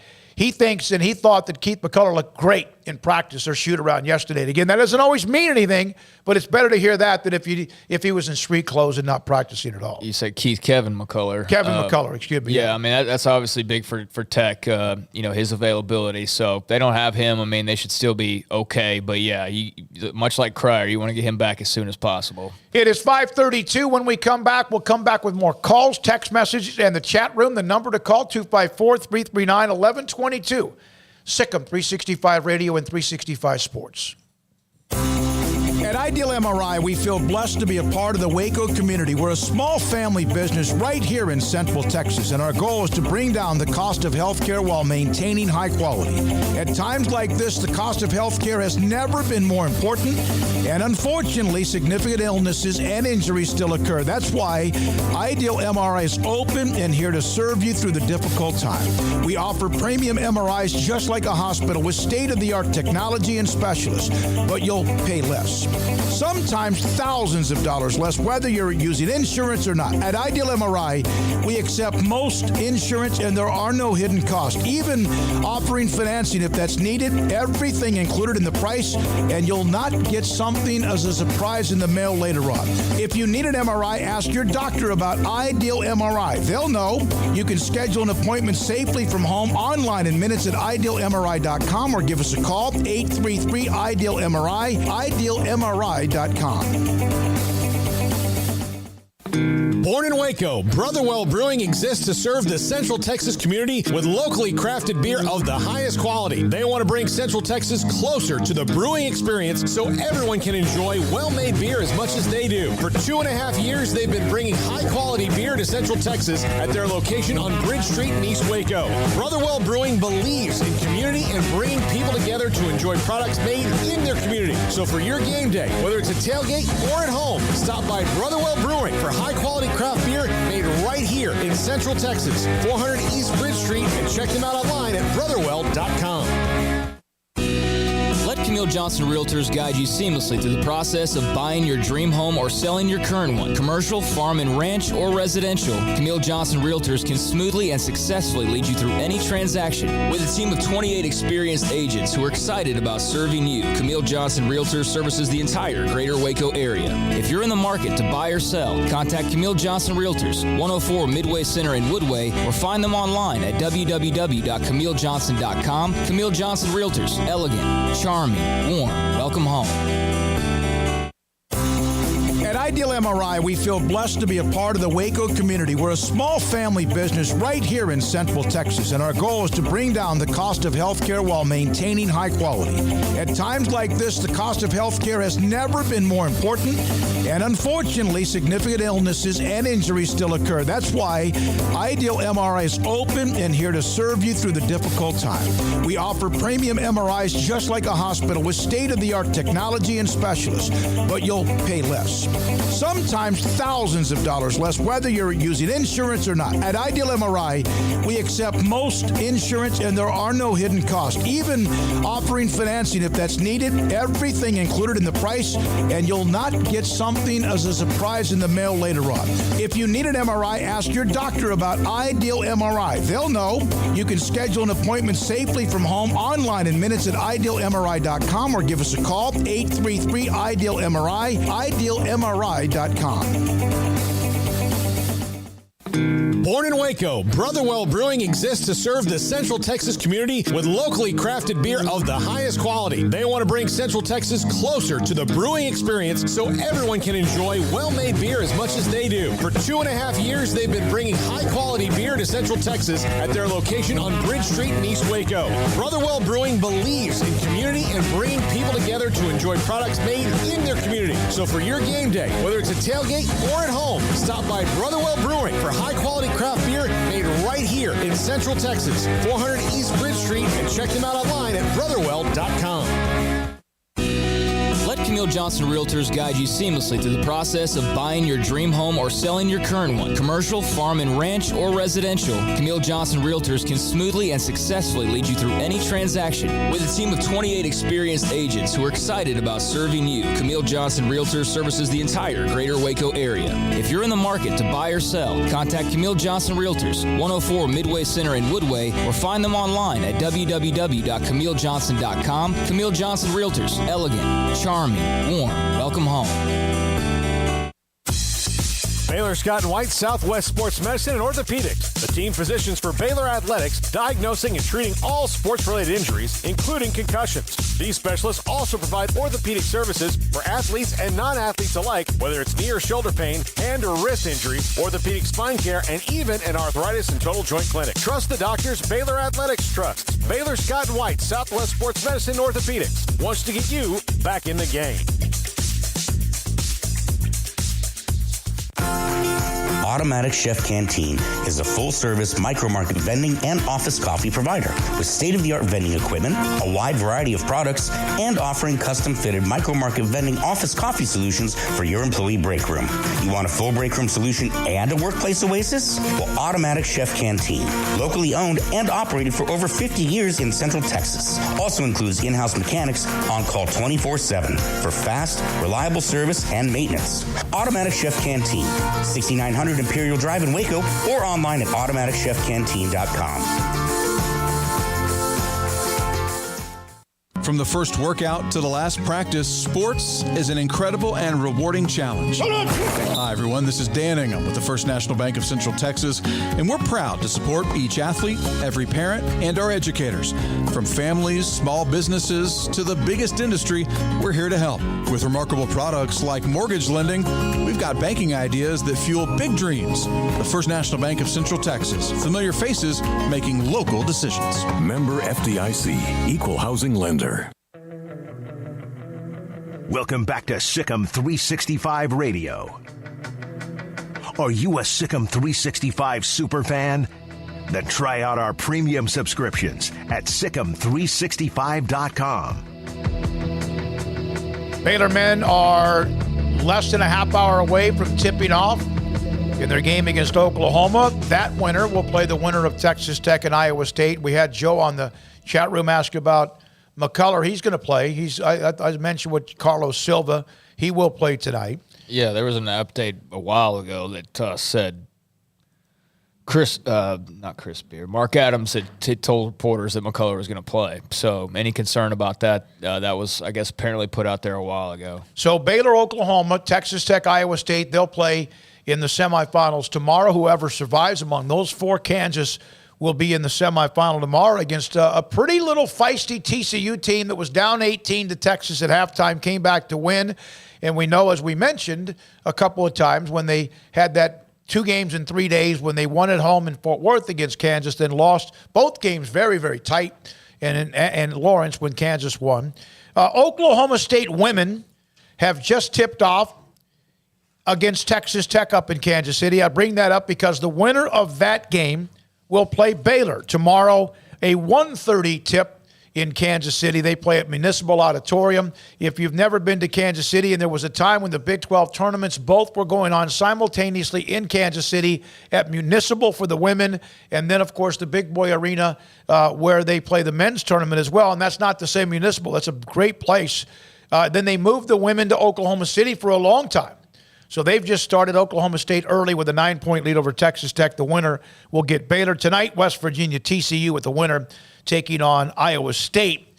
And the hottest team going into the tournament, Baylor, and the next hottest is Texas. They've won 8 straight and 8 straight since they lost in those games to Baylor.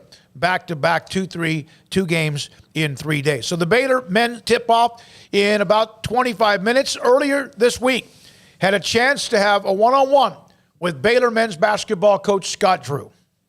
Baylor men's basketball coach, national championship head coach, and now 3-time Big 12 Coach of the Year, Scott Drew, Sikkim 365 Radio, 365 Sports. Wow, 3 in a row. Well, that means you have a lot of great players. You have a great staff, administration, fan support. So we call them team awards because head coaches only get those when everything else is working.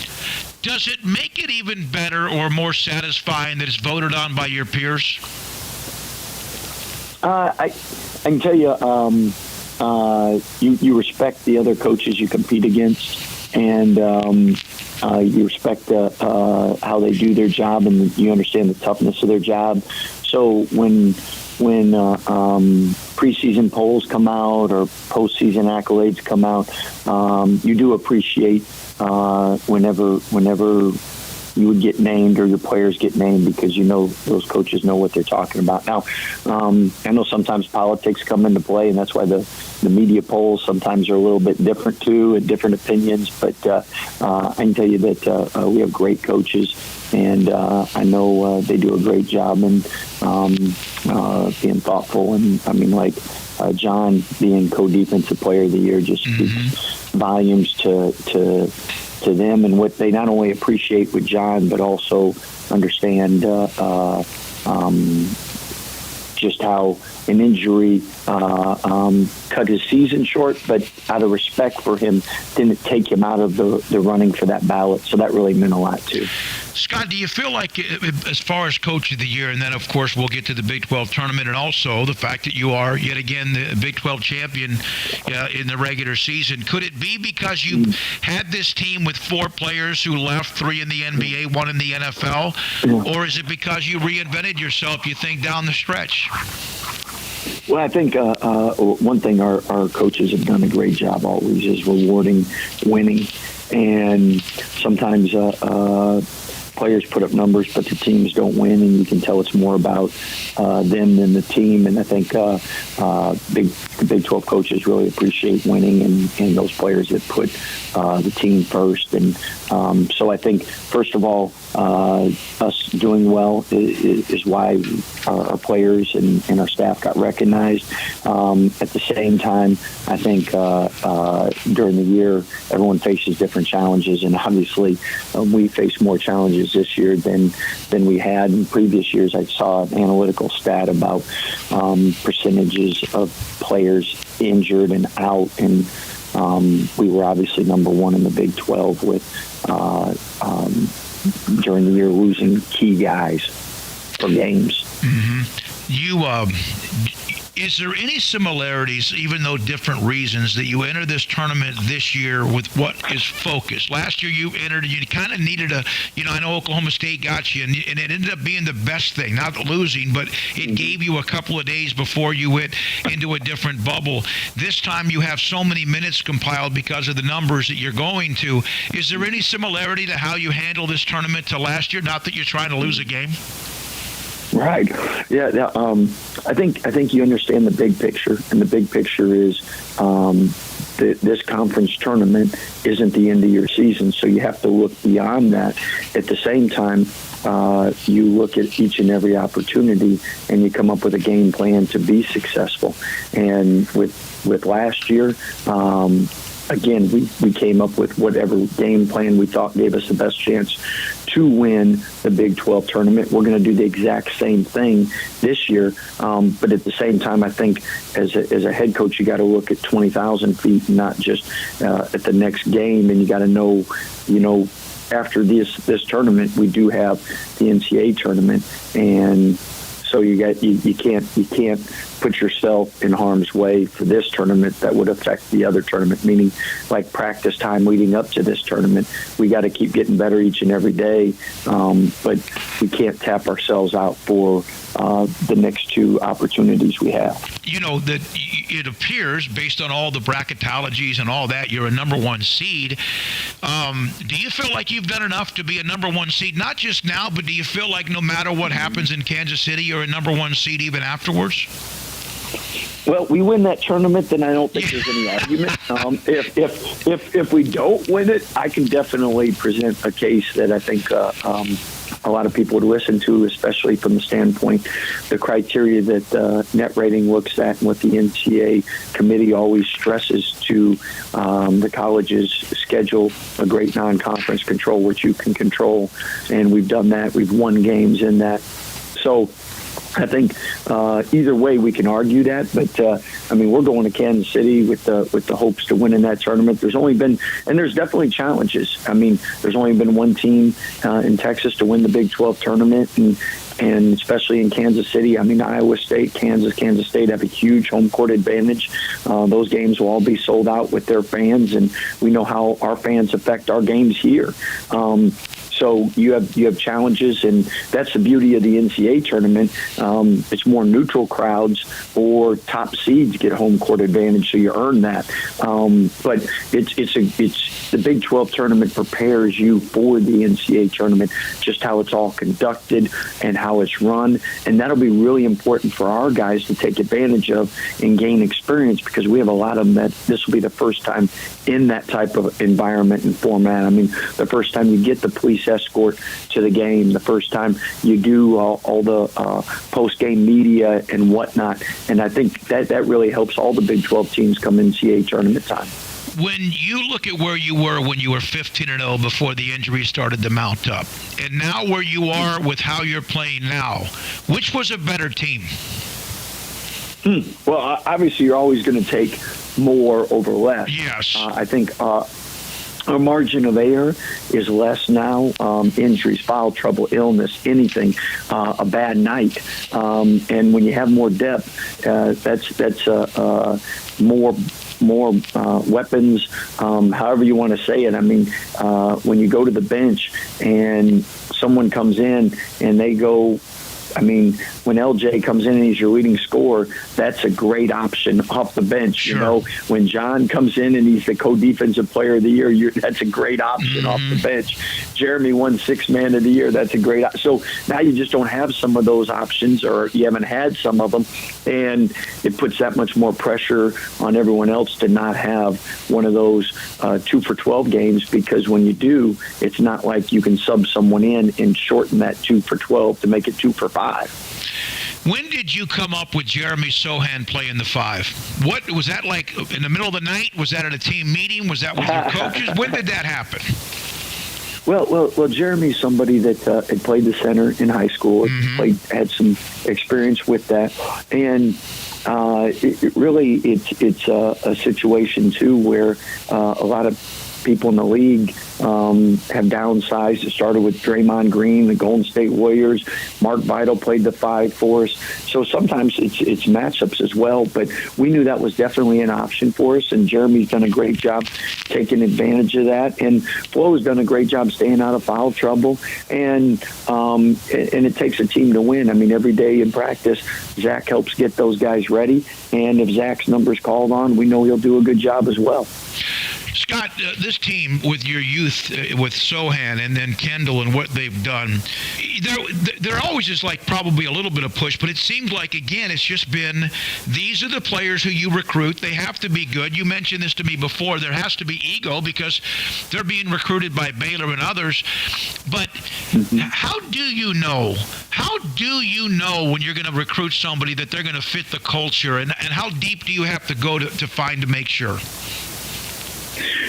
Great question. I can tell you, it's anyone that ever invests in the stock market. I mean, you do your research, you do your due diligence, but at the end of the day, only God knows the future. And I think with the recruiting, it's the same thing. We put a lot of prayer into who God wants us to have, and we've really been blessed with. We put all the. I mean, at the end of the day, each program looks for different things. And our staff knows things that we value, and because we value them, other people might not value them as much. It doesn't make it always work out, but we've really been blessed where guys have come in, they fit our culture, but they've gotten better being here. And if you have players that are good fits, that you like spending time with, that are talented, but also keep improving, players do things for each other that they don't do for coaches and others. So, I mean, it's really important that them fitting the culture and getting along with one another.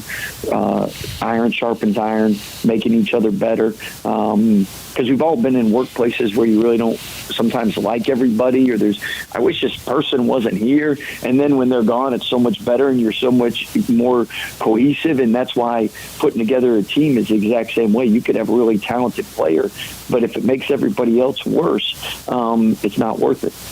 You know, this conference, I mentioned you as Coach of the Year in the Big 12, the third consecutive year. This conference is loaded. You have a Hall of Fame coach, 2 of them, I think. And then you have what Mark Adams did at Tech, TJ, what he did at Iowa State. Yeah. There's a reason some are elsewhere. How much do you guys, as the players push each other, the programs push each other, but how impressive is the group of coaches in this conference? Well, I can tell you our staff, when we came in, we learned so much competing against the Rick Barnes, the Bob Knights, the Eddie Suttons, the Kelvin Sampsons, and everybody else in the league. And that makes you better at what you do. And each and every year, the Big 12 has brought in great coaches to run the program. So you learn and you adapt as we all do. I mean, in technology, if you don't learn the next iPhone, you're right. So you're constantly upgrading and trying to adapt to what other people people do, and again, you have what makes the Big 12 so tough is not only the environments and administration and the talented players, but so many coaches that have been to the Final Four, had postseason success, and you gotta constantly try to improve and get better, because if not, you get left behind. Scott Drew again with his Sikkim 365 Radio.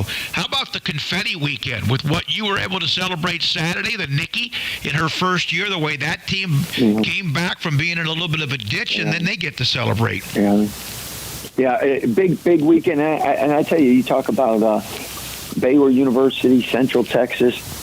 I mean, Baylor to be the first program to win all three in the Big 12, the football championship, men's and women's basketball. I mean, that says a lot for the Baylor family, boosters, alumni, fans, but also President Livingstone, Mack Rhoades, our administration. What a great job they're doing. What a great job media and everyone, because it takes a team to win. Everything does matter, as our athletic director, Mack Rhoades, likes to say, and it's so true.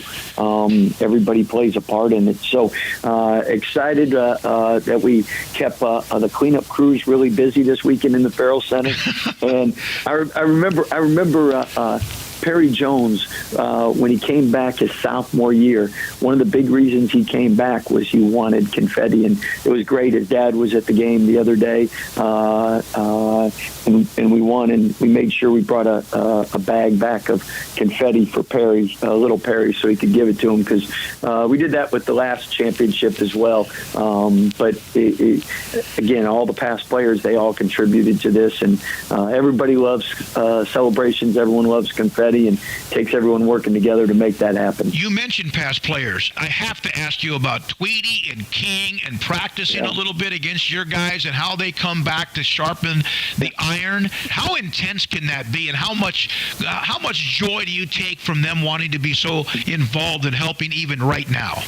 Well, a lot of our players are still playing, so they don't have the opportunity to come back. But he's season finished up, and obviously King with ESPN, and King's got to continually work out, because he's got to stay looking sharp for TV. So when those guys come back, and whenever they practice, so it's always a blessing for our young guys to learn from them and compete against them. But again, they do it because they love our current players. They love the university, and that's part of what makes the program so special, because like Davion was playing the Mavs. I mean, he didn't have to drive an hour and a half to come over, an hour and 45 minutes to see the guys, and yet he does that. And I know it makes our day. It's my parents were just here this weekend, and I know they say kids are great, but they love grandkids, and I think our past players coming back, it's kind of like grandkids. We love whenever they come around, our past players, and it's such joy for our staff. But the fact of what they pour into our current athletes makes a huge difference, and they understand it's bigger than just when they're here now, but it's Baylor University and the future and the program. Thank you very much, Scott. Congratulations on the championship. Also, the Coach of the Year, Scott Drew, Sikkim 365 Radio.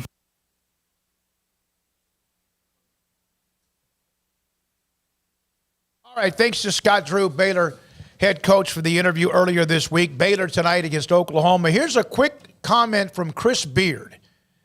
After the game earlier today, we were mentioning how some of the writers said that it might have been the angriest they've seen him. This isn't so much that, but this has been kind of his mantra of the Texas basketball team that, remember, by some picked in the top 2 or 3 this year after getting all the transfers, and it just hasn't done that. They still, who knows what they might do starting next week. Here's a 1-minute comment from Chris Beard post losing an 18-point lead to TCU by 5. I think, everybody wants to win. Guys that know how to win hate to lose. I hate to lose more than I like to win. And I've got some guys that I'm trying to teach that to. Winning's an art, It shouldn't just be your points per game and your rebounds. It ought to be your wins. And, we're close. We're knocking on the door. Today's another great example. It gets down to winning time. We can talk about the tale of 2 different halves. You all saw that. But when it gets down to winning time, 4 or 5 minutes left in the game, it's tied up. I thought one team today wanted to wanted to hate to lose it more. You know, our guys are out there trying to win the game. They don't really understand how you get here. So, you know, hopefully the question you guys asked Timmy and Marcus, I hope their answer eventually will be, well, let me go follow some guys that know how to do this. Let me follow guys that have been in the NCAA tournament and see what that's all about. So I think we got a bunch of guys that think they have the answers, but they really don't. So today, you know, it's about when it's down to winning time, you got to make winning plays. And a part of winning play mentality is you got to hate to lose. That's Chris Beard after the TCU game in which TCU won 65-60. Kansas took care of their business earlier, hammered West Virginia. Bob Huggins was ejected early in that game as well. Baylor and Oklahoma are about to tip off. Craig, anything else to close it out? No, man, I think those are some pretty strong comments from Chris Beard. And, you know, their season's not over, so we'll see how they respond when they get their tournament invitation wherever and against whoever that is. But, you know, he's got some work to do. You know, he hasn't been there a long time yet either. So, again, not going to come up with some final determination on him as a head coach at Texas. But there's definitely some work to do, and today had to be disappointing. There's no two ways about it. But give TCU a lot of credit. They're a good, physical, dirty team. And I mean that as a compliment. You know what I'm saying? Like they can get nasty out down there. And so, just good win for the Frogs and Jamie Dixon. And let's see what the Bears do here in just a few minutes. But I'm expecting a win. I know Oklahoma, they need to win this game in a major way. So we'll see what happens. But, just glad to have all these tournament games going on. Thanks to all of you on the chat room right now. A lot of you going back and forth. Who wins tonight? Oklahoma, Baylor, Texas Tech, and Iowa State. Still more about Coach of the Year from Greg. I thought Craig was going to have a top 5 list about pro wrestling. I was just thinking that a second ago, but didn't know Paul wasn't going to be here. So I didn't have time. I mean, I could riff it off, but it wouldn't be the same. So, I guess next time when I have more of a heads up. Well, Paul, again, had to work with Woodrow. His dog has not he's got a couple of aches and pains, and so he went to the vet and medication, wanted to stay with him for the rest of the day. We understand that. For Emery, for also Armstrong, Sims, Jack as well, for Craig Smoak, and Paul's back with us tomorrow. We'll have Bob Bodine, the search firm that helped land Mack Rhoades. That'll be one of the interviews. And post of whatever happens with Baylor women in their game at 1:30 and the men tonight against Oklahoma. Could we have Baylor Texas Tech 3 coming up in Kansas City? I'm David Smoak. Thank you. Good night. Sikkim 365 Radio, 365 Sports.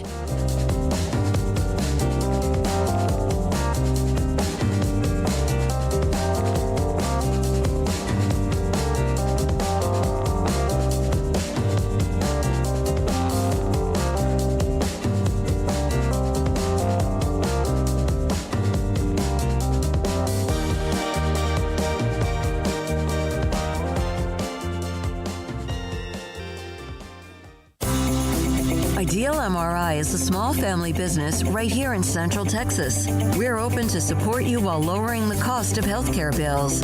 When you need an MRI, ask your doctor for an Ideal MRI. Visit us at idealmri.com or call us at 833-IDEAL-MRI.